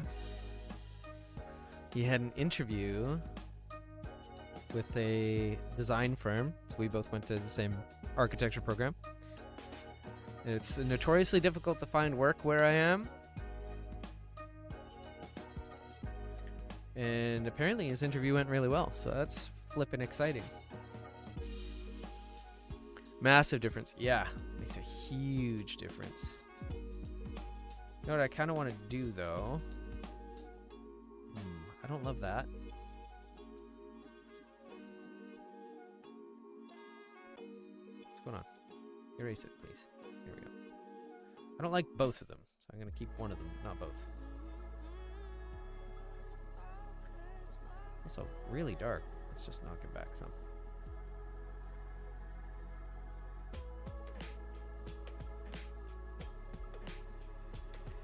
The problem is, the thing I'm not particularly good at, and this is probably why you should do it all the way around your model at once, is let's say you want to use this as an asset in the game. I mean, you're always going to reference the same lighting angle, but I'm kind of painting it from a single angle right now, so if you look at it from here, it's like, well, I guess it still works. That's just part of the learning process, though.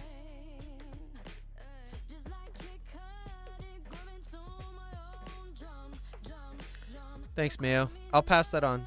I'll pass that on to him. I really hope he gets a job. He's the talented designer. He worked super hard. I think that if they hire him, they're gonna love him.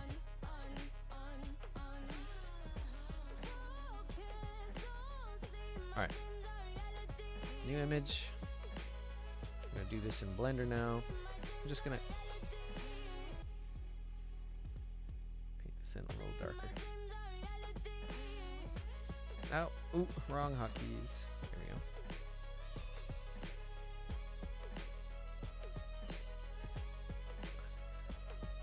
Yep, it's very hard. It's very hard.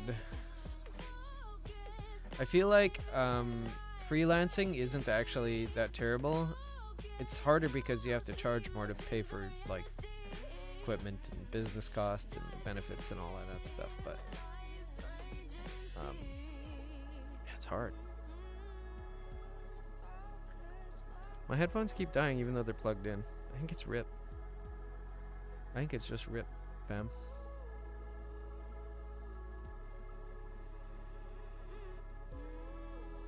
Okay, I'm gonna darken that up around the bottom. Smooge.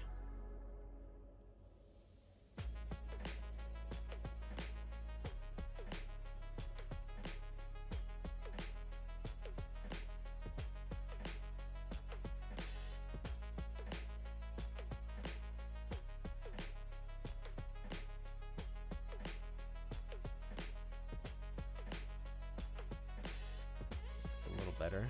I'm gonna blur it though.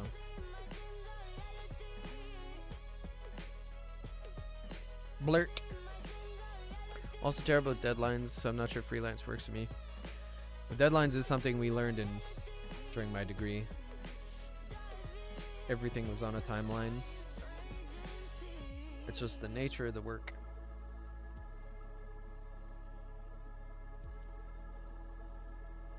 Yeah, I'm sure you'll figure it out. I'm not worried about you, Nathan. I think you're gonna do just fine.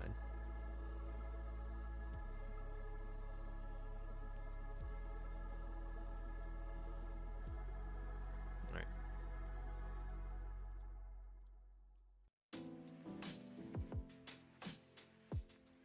Man, this process is slow when you're learning. Goodness me. Alright.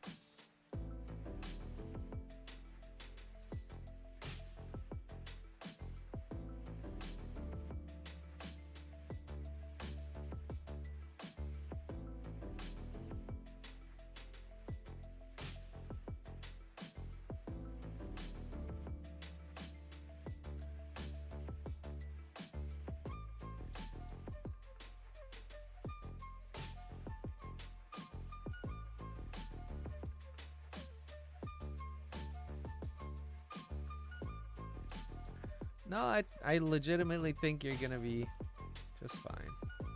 Got nothing to do with kindness.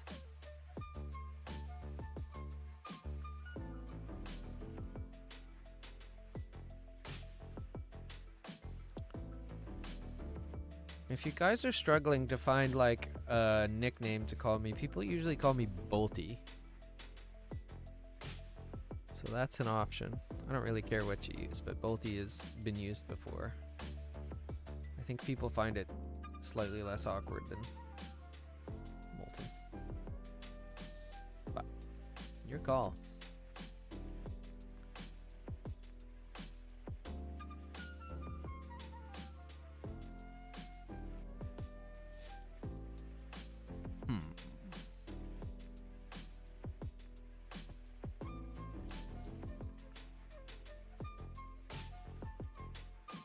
Smooth that out. Do I or do I not like that there?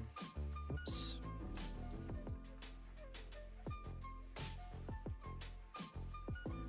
This is catching a lot more light than it should, probably.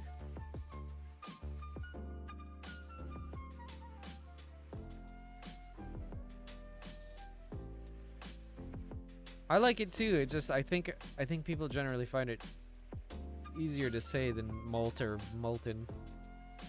It's more agreeable somehow.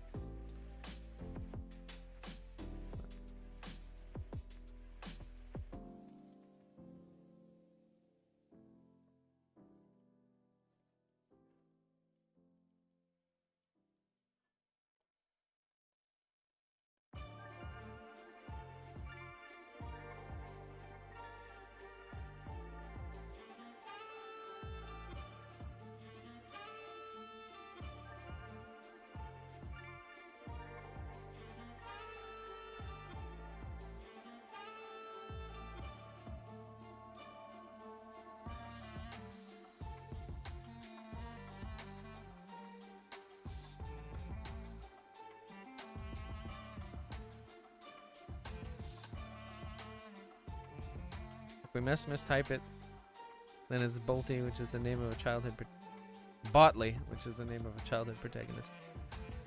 I don't know Botley. Okay. Alright, Nathan. Oh, your power's gonna go off. Dang. Thanks for hanging out. As always. I'll talk to you soon. Thank you for coming by.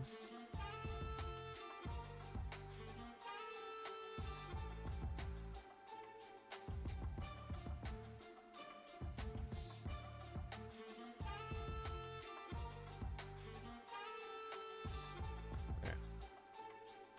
This is the next part I'm going to work on.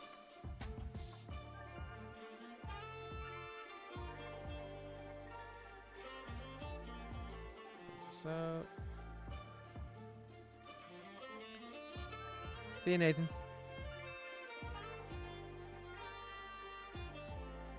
Alright, back to Photoshop.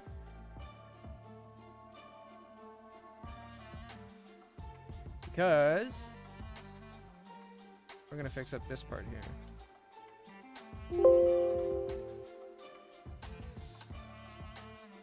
Maybe not quite that bright.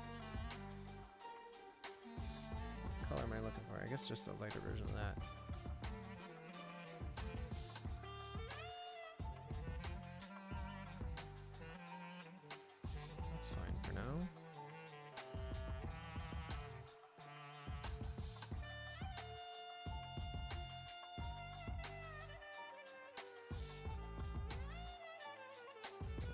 darker.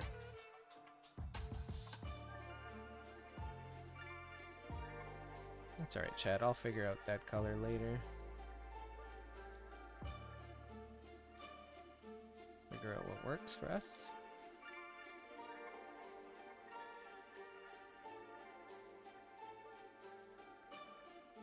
Maybe darker is better.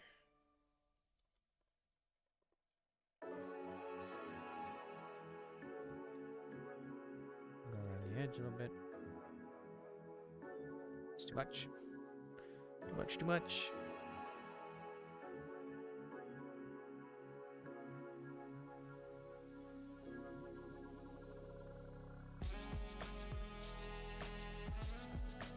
Okay, don't hit that.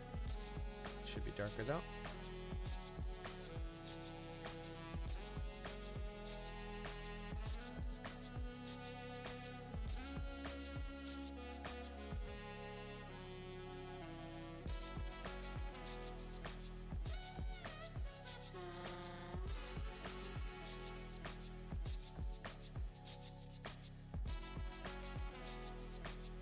That up, smooge. It's time. Much time.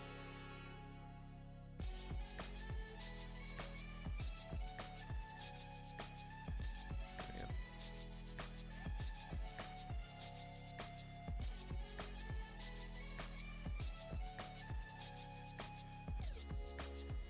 go. Whoa. Let's dig in here a little bit.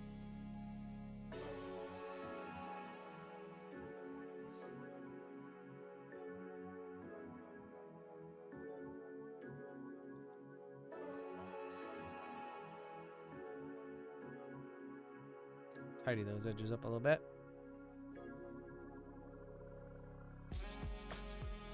Better.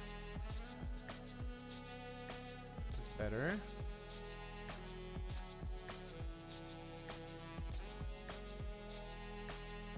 Oopsies.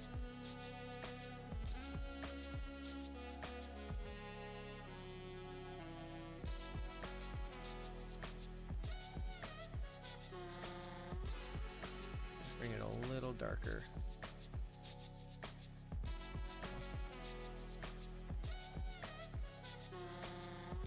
That's better.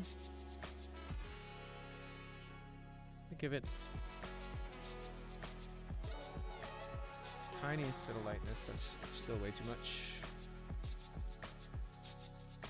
Let's put this like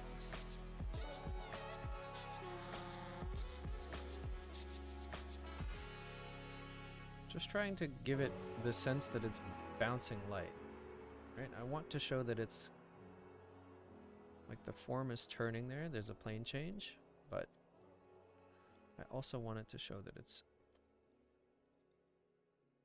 still going to catch some light there and reflect the other parts of the rocks. So just make it very subtle.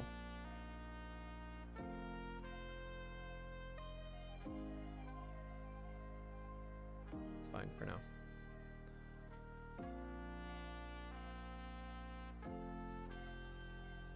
All right, so here's what I'm thinking I need to fix. This part right here, I need to fix this. That's what I'm thinking. So, I think what I want to do, let's bring this back up so I can really smash it.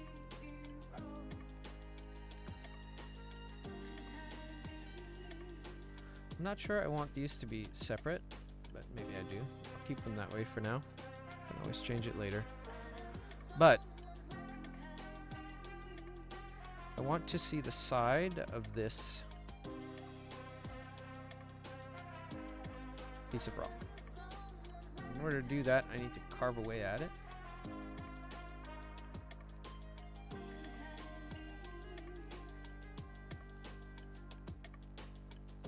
It's fine if it looks like crap for right now. It's going to do that anytime you're making big changes, so.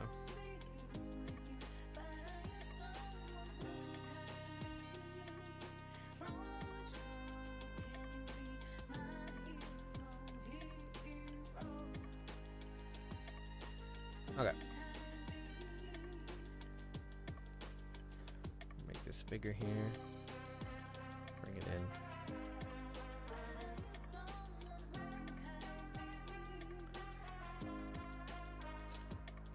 What do you think, chat?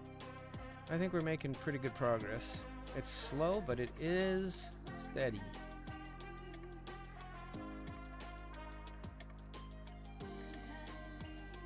That's how I'm feeling about it anyway.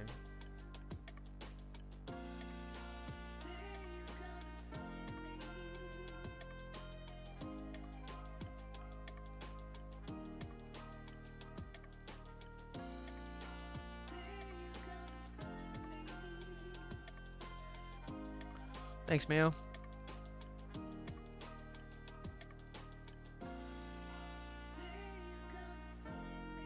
Maybe we just knock it back to there.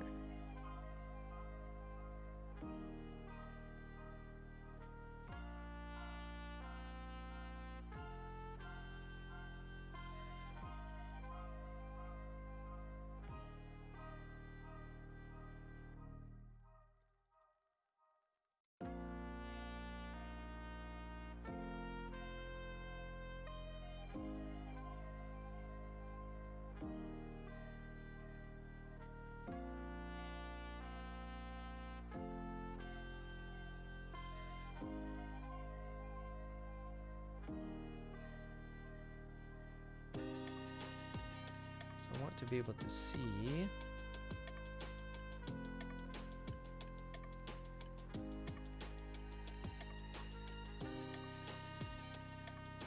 This here.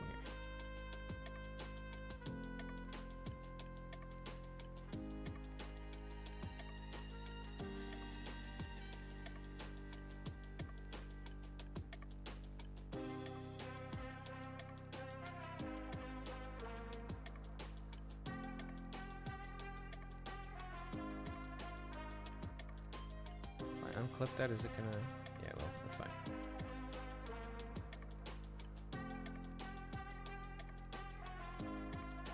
Just lasso it till it's gone.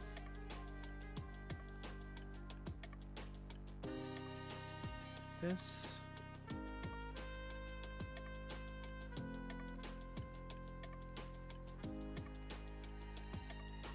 Smudge it.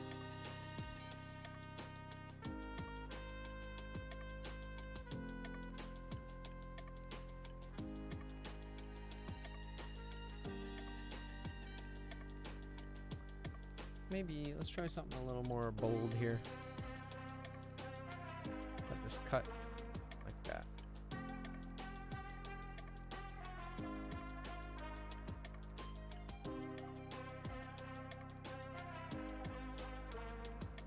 All right, chat. I'm not afraid.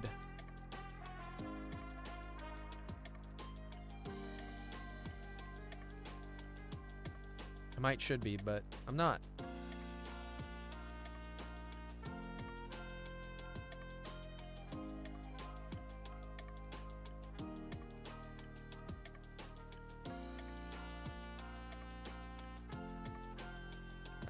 Back.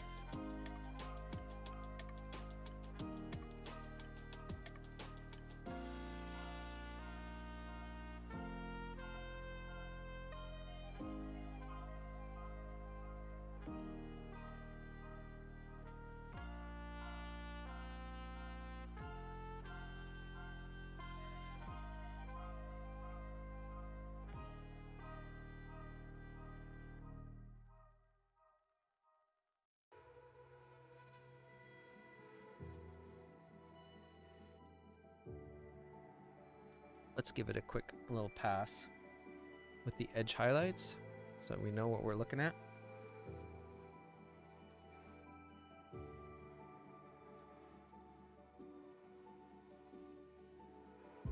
So we can always knock these back.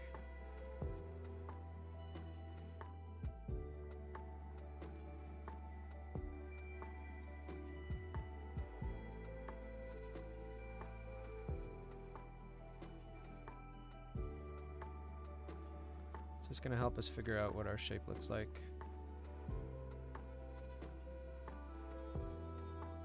Let's pull this right to the back there. Here we go.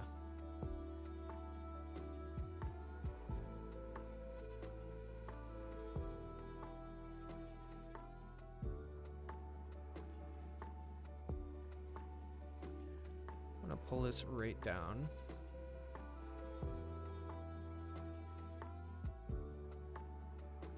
So I want it to seem like it's more or less flat there. I know that's a very, very, very dark value, but that's okay for now. Not worried about it. I ain't worried.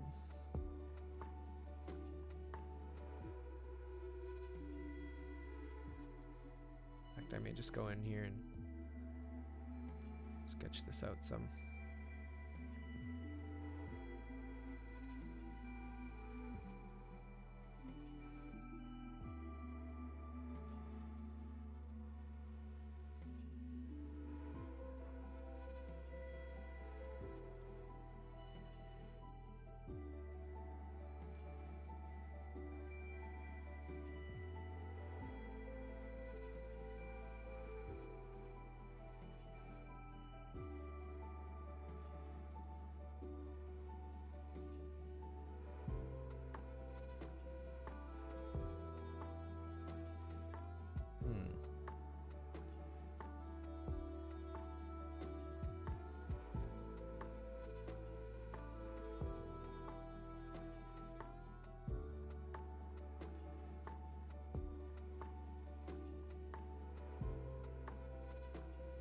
I'm really just playing very kind of gently with values here to see what I can make that spot in the middle look like.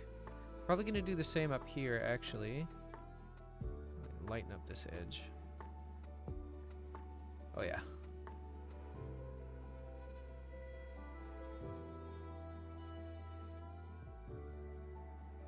Can give this a tiny bit more value. A little bit of light here. Tiny, tiny bit. It's still too strong. Yeah, that's better. Just to show that this part is peeking out towards the light a little more. Give the edge some more contrast. I'll smudge that in a sec. I'm gonna do the same thing here.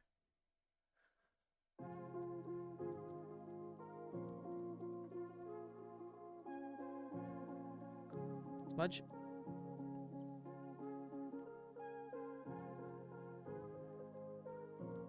I'm gonna sweep towards that spot. Ooh.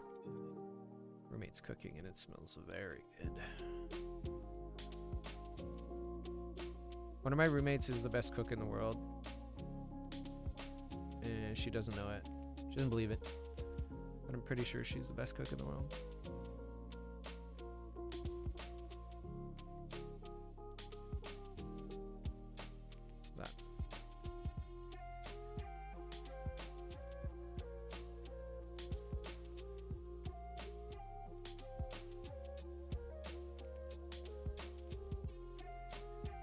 A lot more opacity than that for what I'm trying to do here.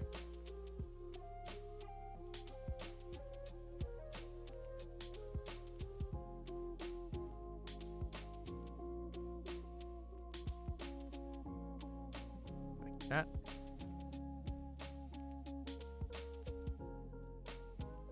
It's an awkward angle.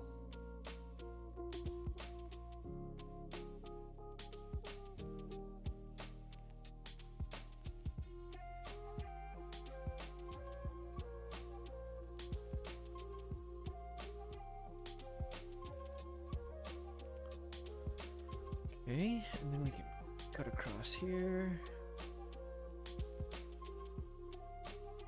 Maybe something like that. Big, medium, small shapes coming in. It's working. Let's just do this. Put them together. Just doing some shape planning here, chat.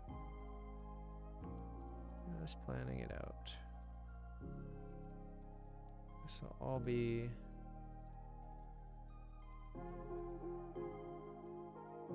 figured out in better detail later. Now, let's say gut goes to there, this goes to here. Something like that. Like that.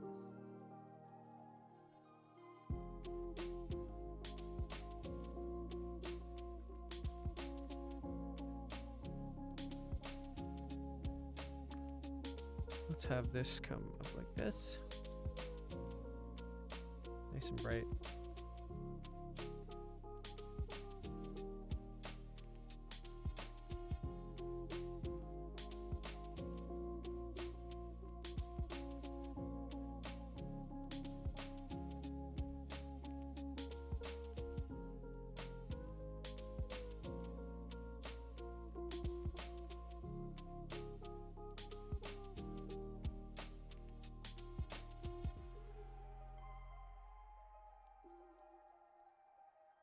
That's definitely looking better now that we can see the side of it instead of it just being round, I think.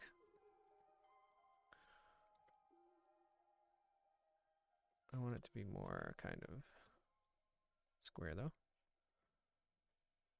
Rock-like, chunky.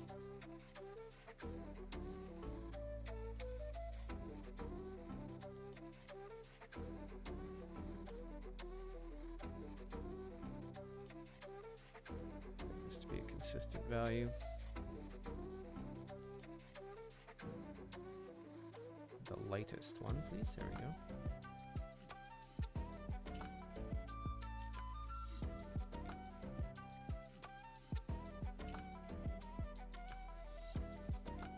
I think we should have enough time during this stream to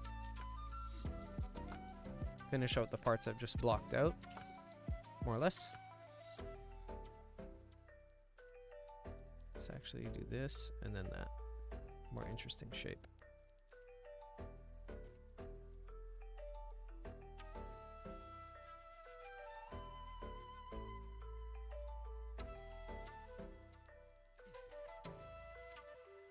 More interesting shape to do it that way.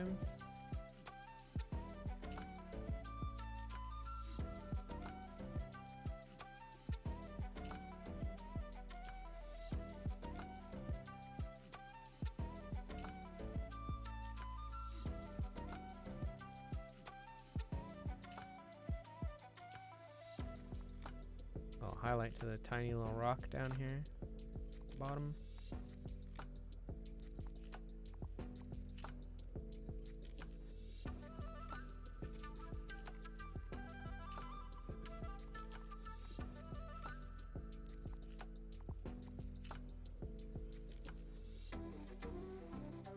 Erase some of this.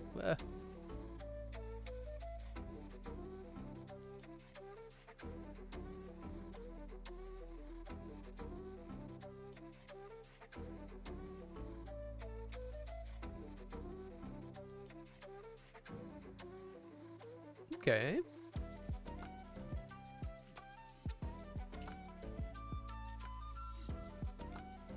I feel like this needs help.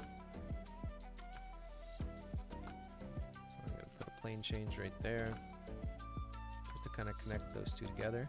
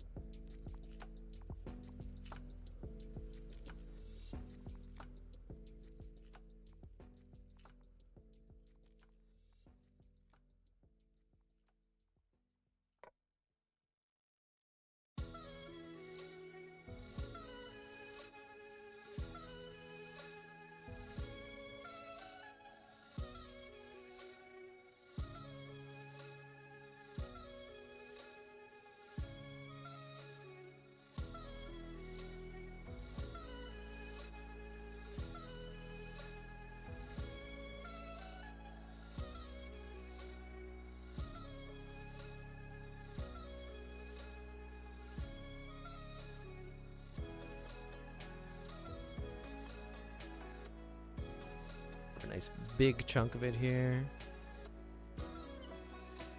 Darken it up. So putting in these tracing lines is just helping figure out where my planes are going to go. To help me decide whether or not I like them. So this, actually this part here, I'm going to create a little, like that, like this. And this part's going to be very dark. We can actually... Yeah, that's fine, I think. Let's make it much darker, though. Yep, something like that. Because it's going to be catching the least amount of light. How is it proceeding? It's coming along. Welcome back. I'm just sketching in kind of plane changes here so I can attack the rock correctly. This is good. This could be a little lighter. This needs to be lighter though. This. So it's gonna catch more light. Yeah, I'm just carving shapes right now, basically.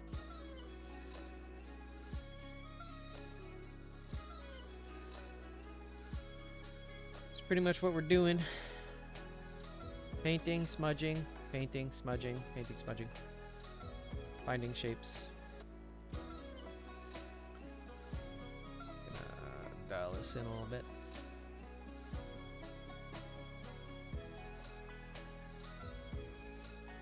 That's maybe a bit light, actually. Let's go over it a bit. The darker color. Knock it back a little bit.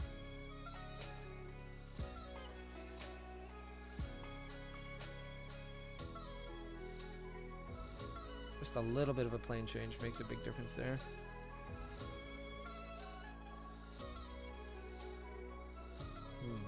Not sure how I feel about that, chat.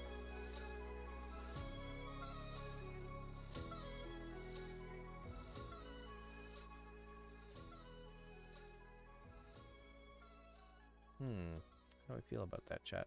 I don't know. This doesn't feel right here. So I'm gonna bring it out like that.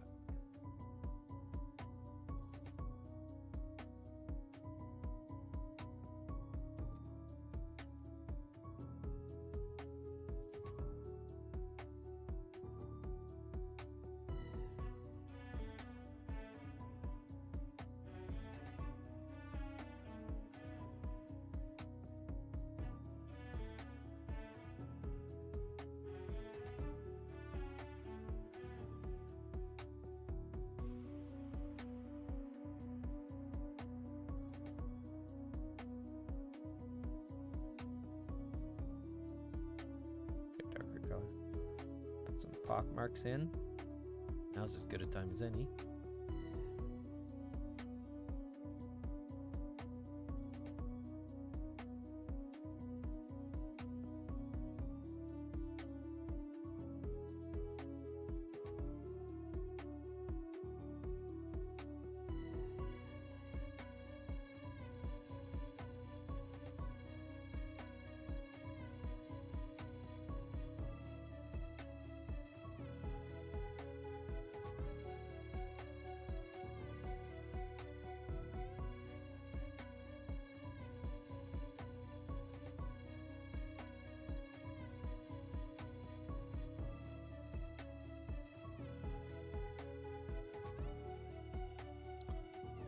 How was your cat trip, cat food acquisition adventure?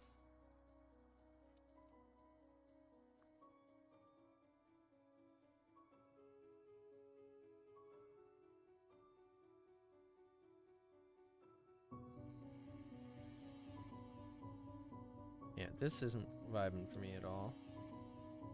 This ain't working, chat. Let's do that. Already a million times better. Bring this into that corner. And just change our shape here a little bit, which is fine.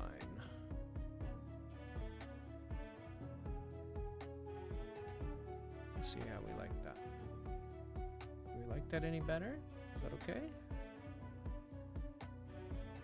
Yeah. Except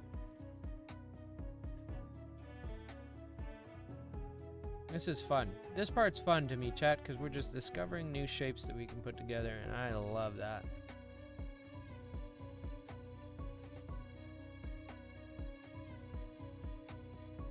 Okay. It's catching light. I'd like this part to be a little darker. So I'm gonna trace in the... what do we want to do here for the shape? Do something like this.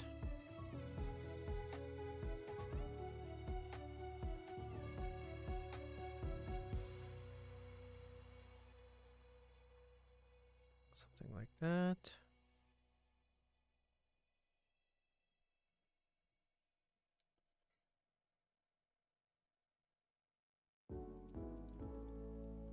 Yep.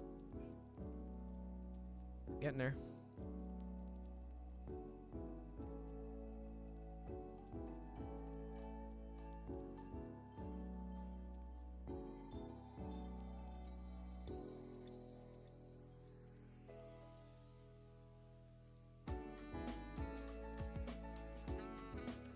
A little darker here. That's tangent. Don't want a tangent. Let's do that.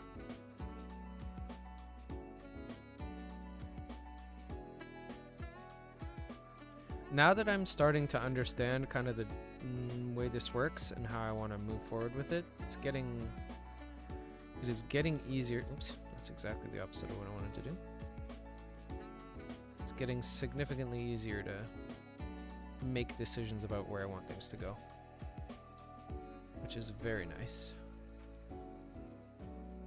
Very, very, very nice.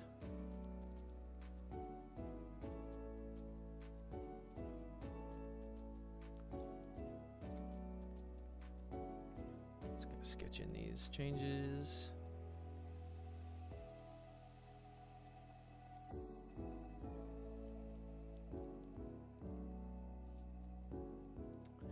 Is this asset for a video game or something? No. This asset is just for practice.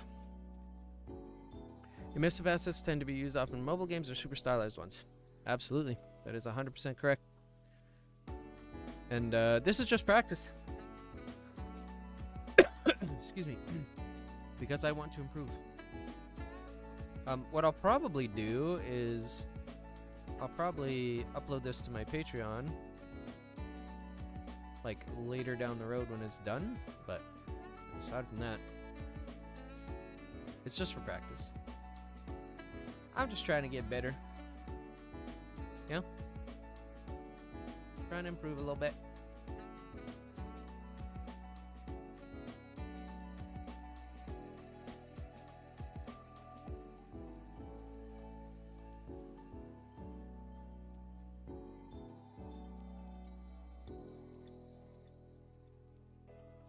Just trying to put that mileage in so I can improve. That's the only way to do it.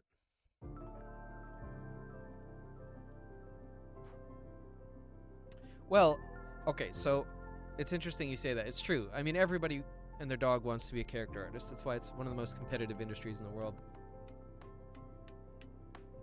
But UI art, like UI artists, make icons for your spells and stuff like that. They make a lot of money. Like, they make more on average than character artists do because nobody's willing to fill the role. On average, mind. Superstar, you know, character artists can make a lot of money, but environment art, so my degree is an architecture degree. The faculty is architecture, but the particulars are called environmental design. So, kind of doing environment art is very pleasing to me. Perhaps I should give up 3D character making? Why would you do that? Absolutely not. Just because it's difficult and competitive doesn't mean anything. You know, absolutely you should continue to make 3D art, 3D characters. That's my 2 cents anyway. Alright, I think it's time to bring this back in. No, not yet. Not yet.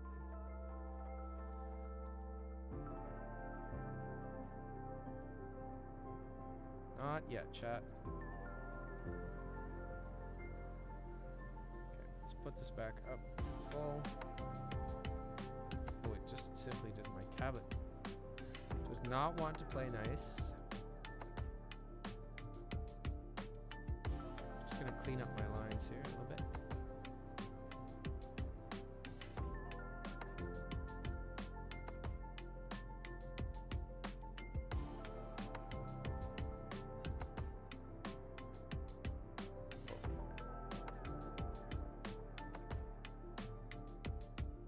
It's too much.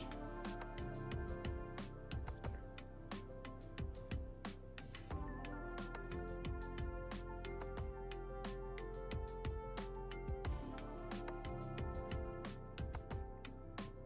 Perhaps that's not difficult for me. It's the competitive part.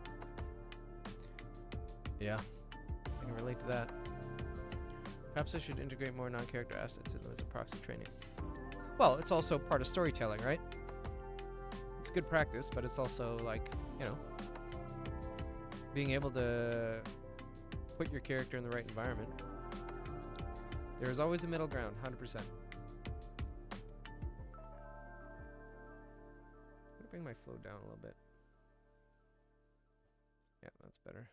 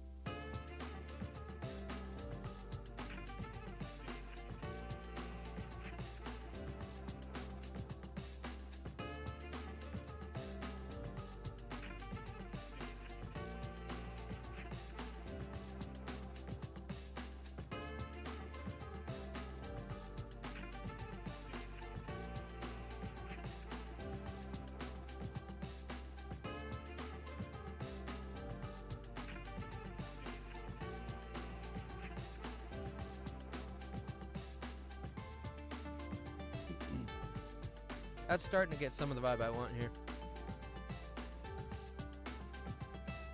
Just gonna go in here and knock these lines back quite a bit. Some more opacity. There we go. I said I want them there, I just don't want them super pronounced.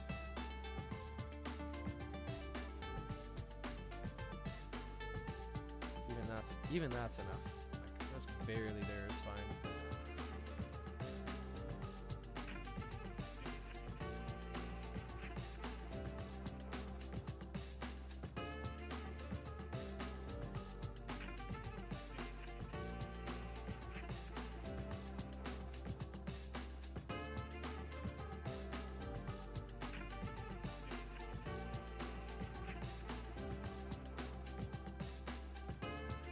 Sent you a follow on Twitter. Let's go.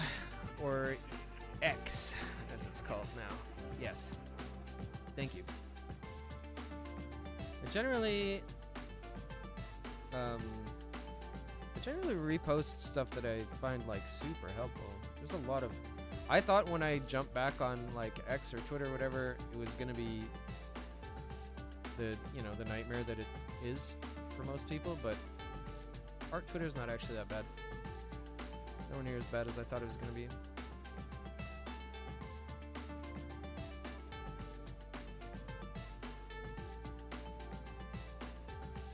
It's more light.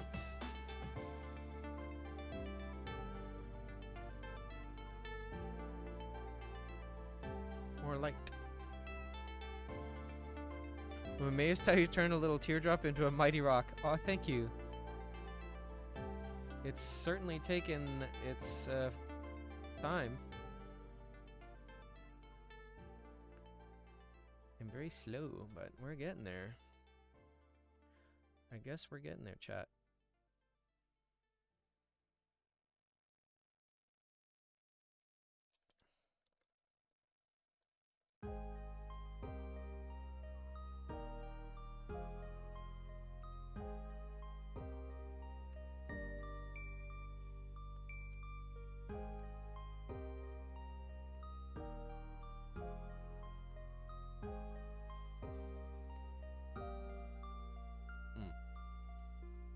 very samey shapes here. Don't like that. Let's block that out.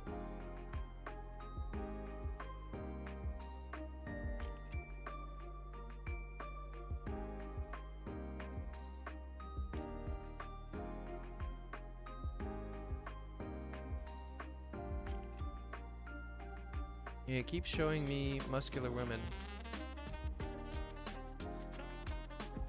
Nah, I ain't complaining there. Oh, X. Yep. I hear you.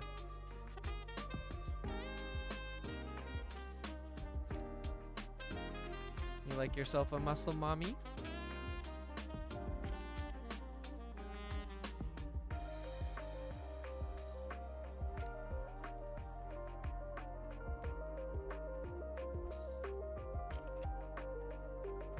Oh, oop, I'm gonna lighten this value just a smidge towards the edge here. Like a hint. Just to give it some contrast to this part.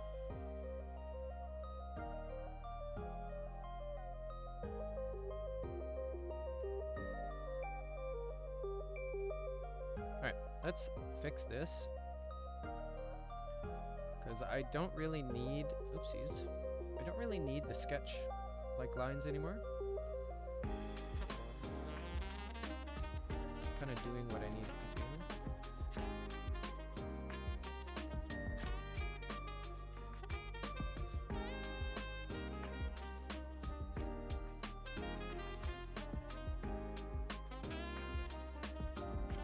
Comes from sculpting. When I learned 3D sculpting, I was focused on anatomy and defined muscles. Stuck some more fine taste. Heck yeah. I very much appreciate when people know what they like.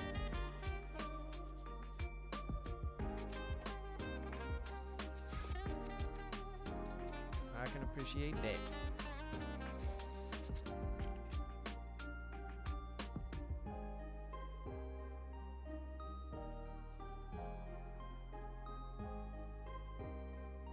Just gonna add some pits in here now. Don't want to do too much of it, but some would be good. Nope, not there.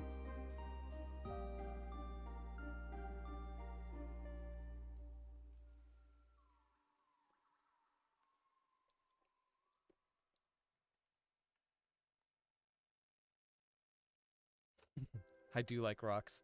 I get unreasonably excited when I see stylized rocks. That's definitely true.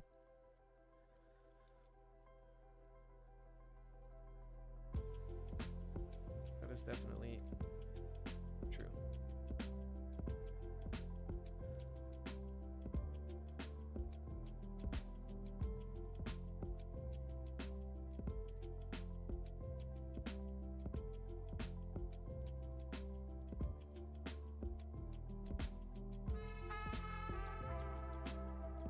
That is true. I am a monolith. Canon. Sup, Scoot?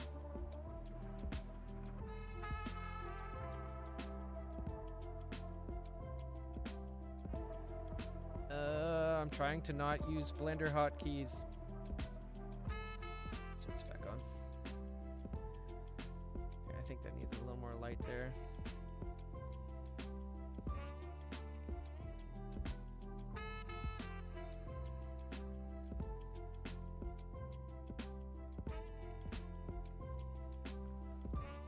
I don't know if any of you play TTRPGs, like D&D and stuff like that, but you're in the presence of one of the greatest sculptors of all time, in my opinion.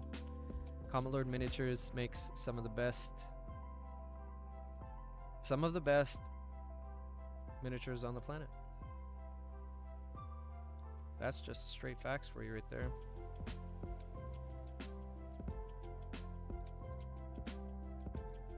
Yeah, you want to see some inspirational stuff, go check out Comet Lord's stuff. It's insane.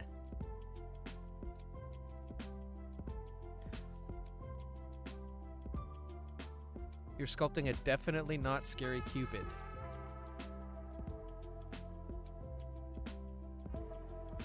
You'd be more convincing without the qualifier, Scott. I'm already scared.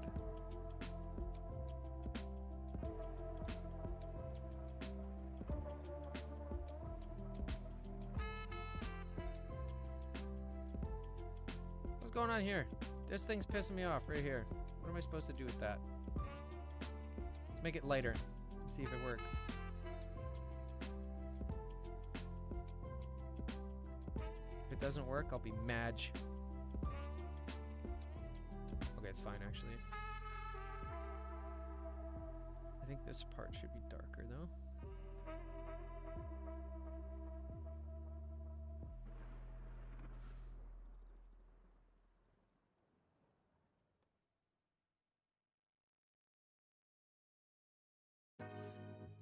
Yeah, no, seriously, Anubis. So you want to see some insane sculpting stuff? Just Google Comet Lord Miniatures. I dare you. You're ready to have your mind blown. This is looking really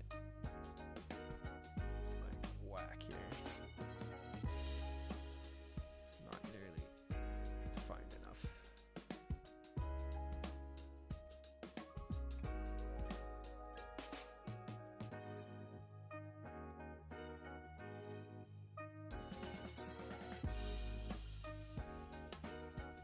Still not happy with this. I'm getting worried because I haven't saved it in a million years. I guess I can always come back over it, but I just want to get rid of these. I really just want to get rid of these like white edges a bit first.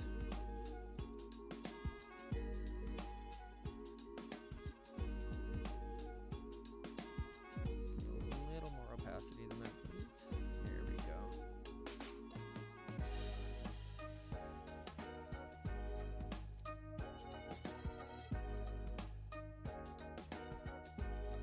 I'm gonna smear that out.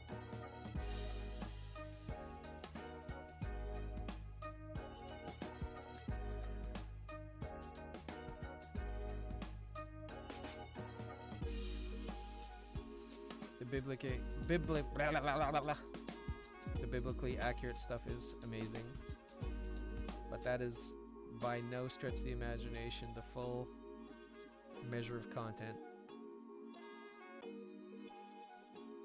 The Comet Lord is one of my biggest influences. He happens to be a good friend of mine too, but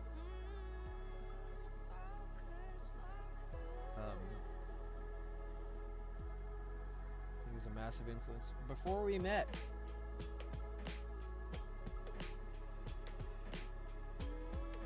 But I very much do encourage you to check out his stuff if you want to see some amazing sculpture.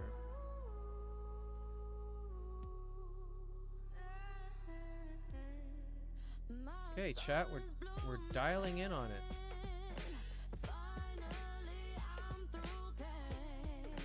I feel like I can start taking out the sketching. I'll keep it there. That's fine. I can just have edges now.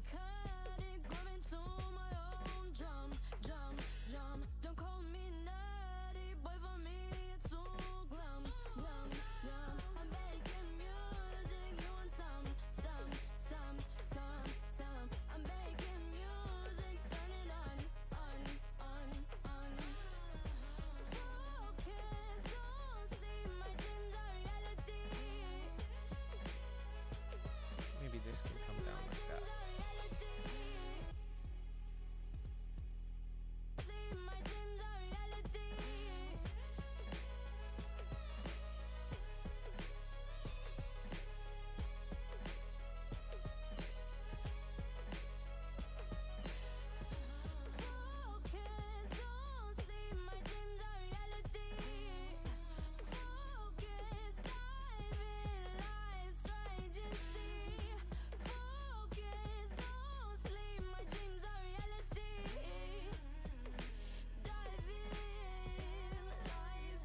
That one feels weird. What's going on here, chat? What am I gonna do with this one here? I just don't think it's light enough.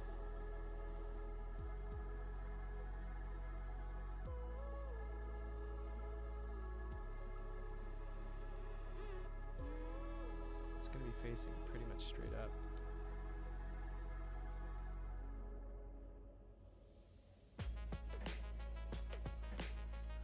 catch up on chat.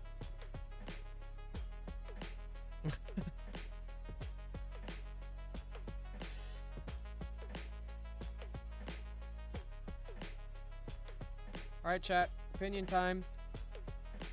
Constructive criticism. I need your eyeballs.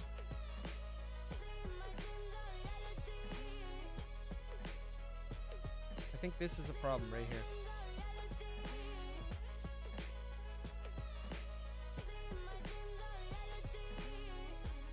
Heck.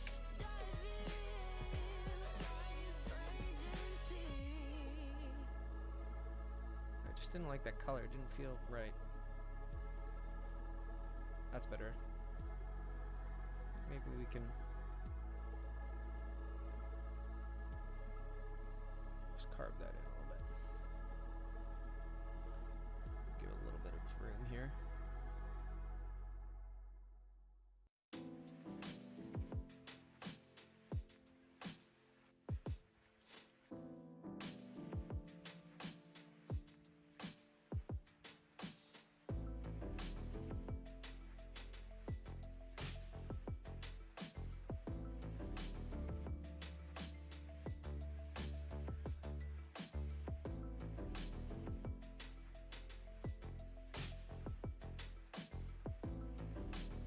Perspective a bit weird on that area. Yeah, I think it's better now.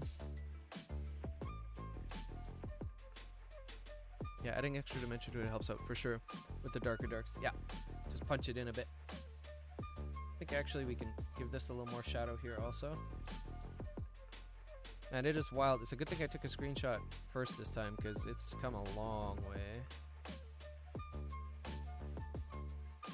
Let's just smudge that out. Just gonna blend this a little bit. Then I think I can finally save it and bring it back into Blender.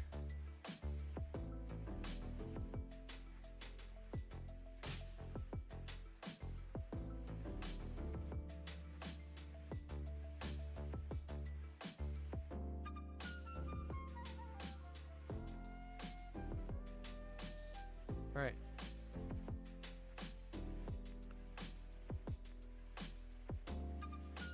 Back in our Blender. Here we go. Apply. Save.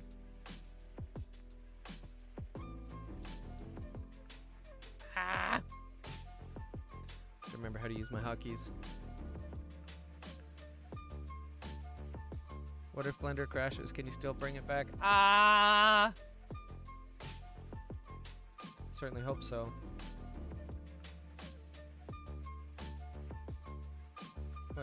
What happened here? Okay, I gotta save it there because I put a big, giant black mark on it before. Satisfying to see it change? Yeah. This is where we started. This is where we're at now.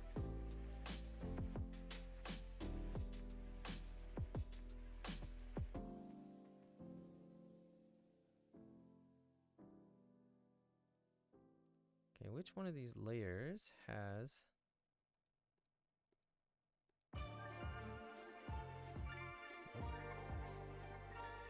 One of these layers has this smoosh on it, and I want to get rid of it.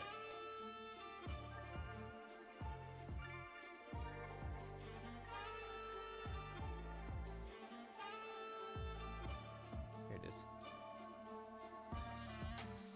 Smear.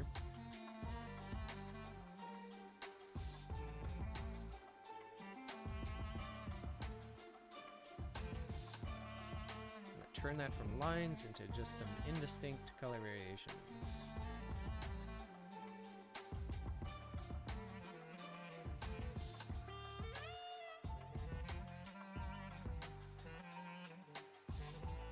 Feels like we're getting there, chat. Slowly but surely. Ah!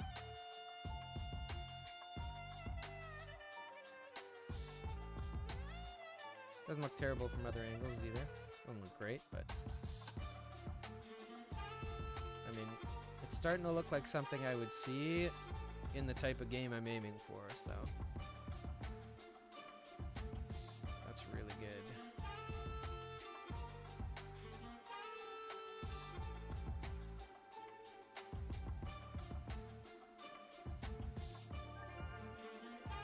happy with that. Oh.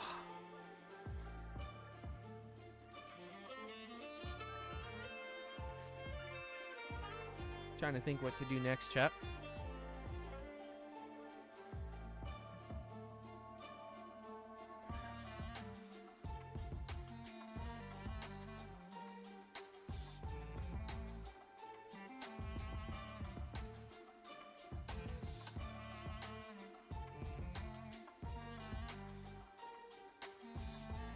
Oh, what absolutely perfect timing.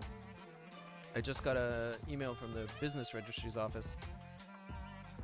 It's time to renew my business.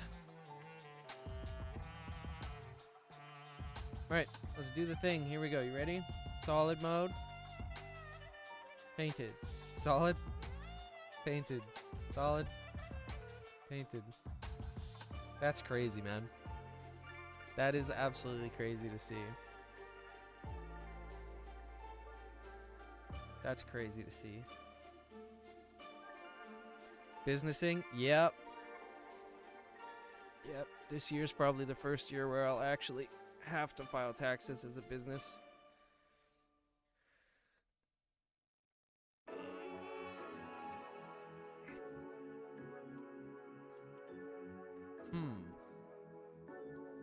I kind of like that it's a little busier than I was going for, but I kind of like the flinty kind of flintiness of it.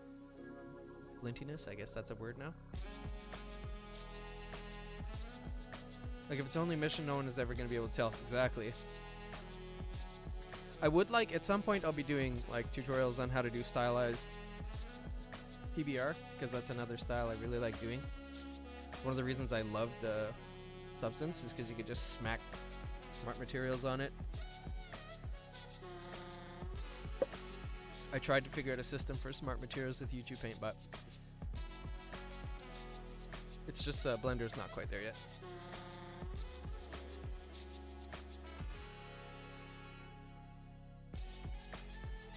But let's have a little zoom in here.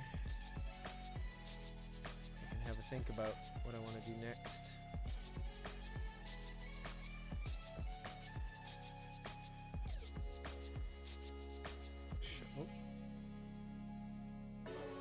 It's time to take some screenshots for the before and after the stream, and then I'm gonna get ready to I'm gonna get ready to hop off, but grab a screen.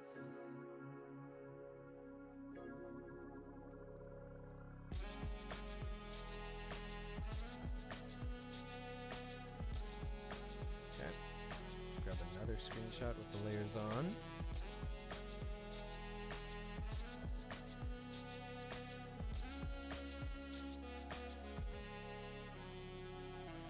This is a surprisingly effective way to drum up attention for the stream, is to show what happens before and after. Show the before and then after the stream. Whew! It's chilly down here.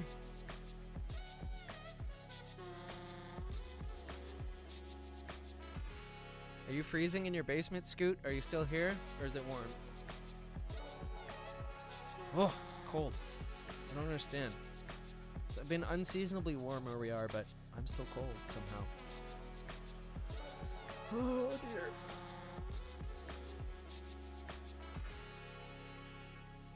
Alright, chat.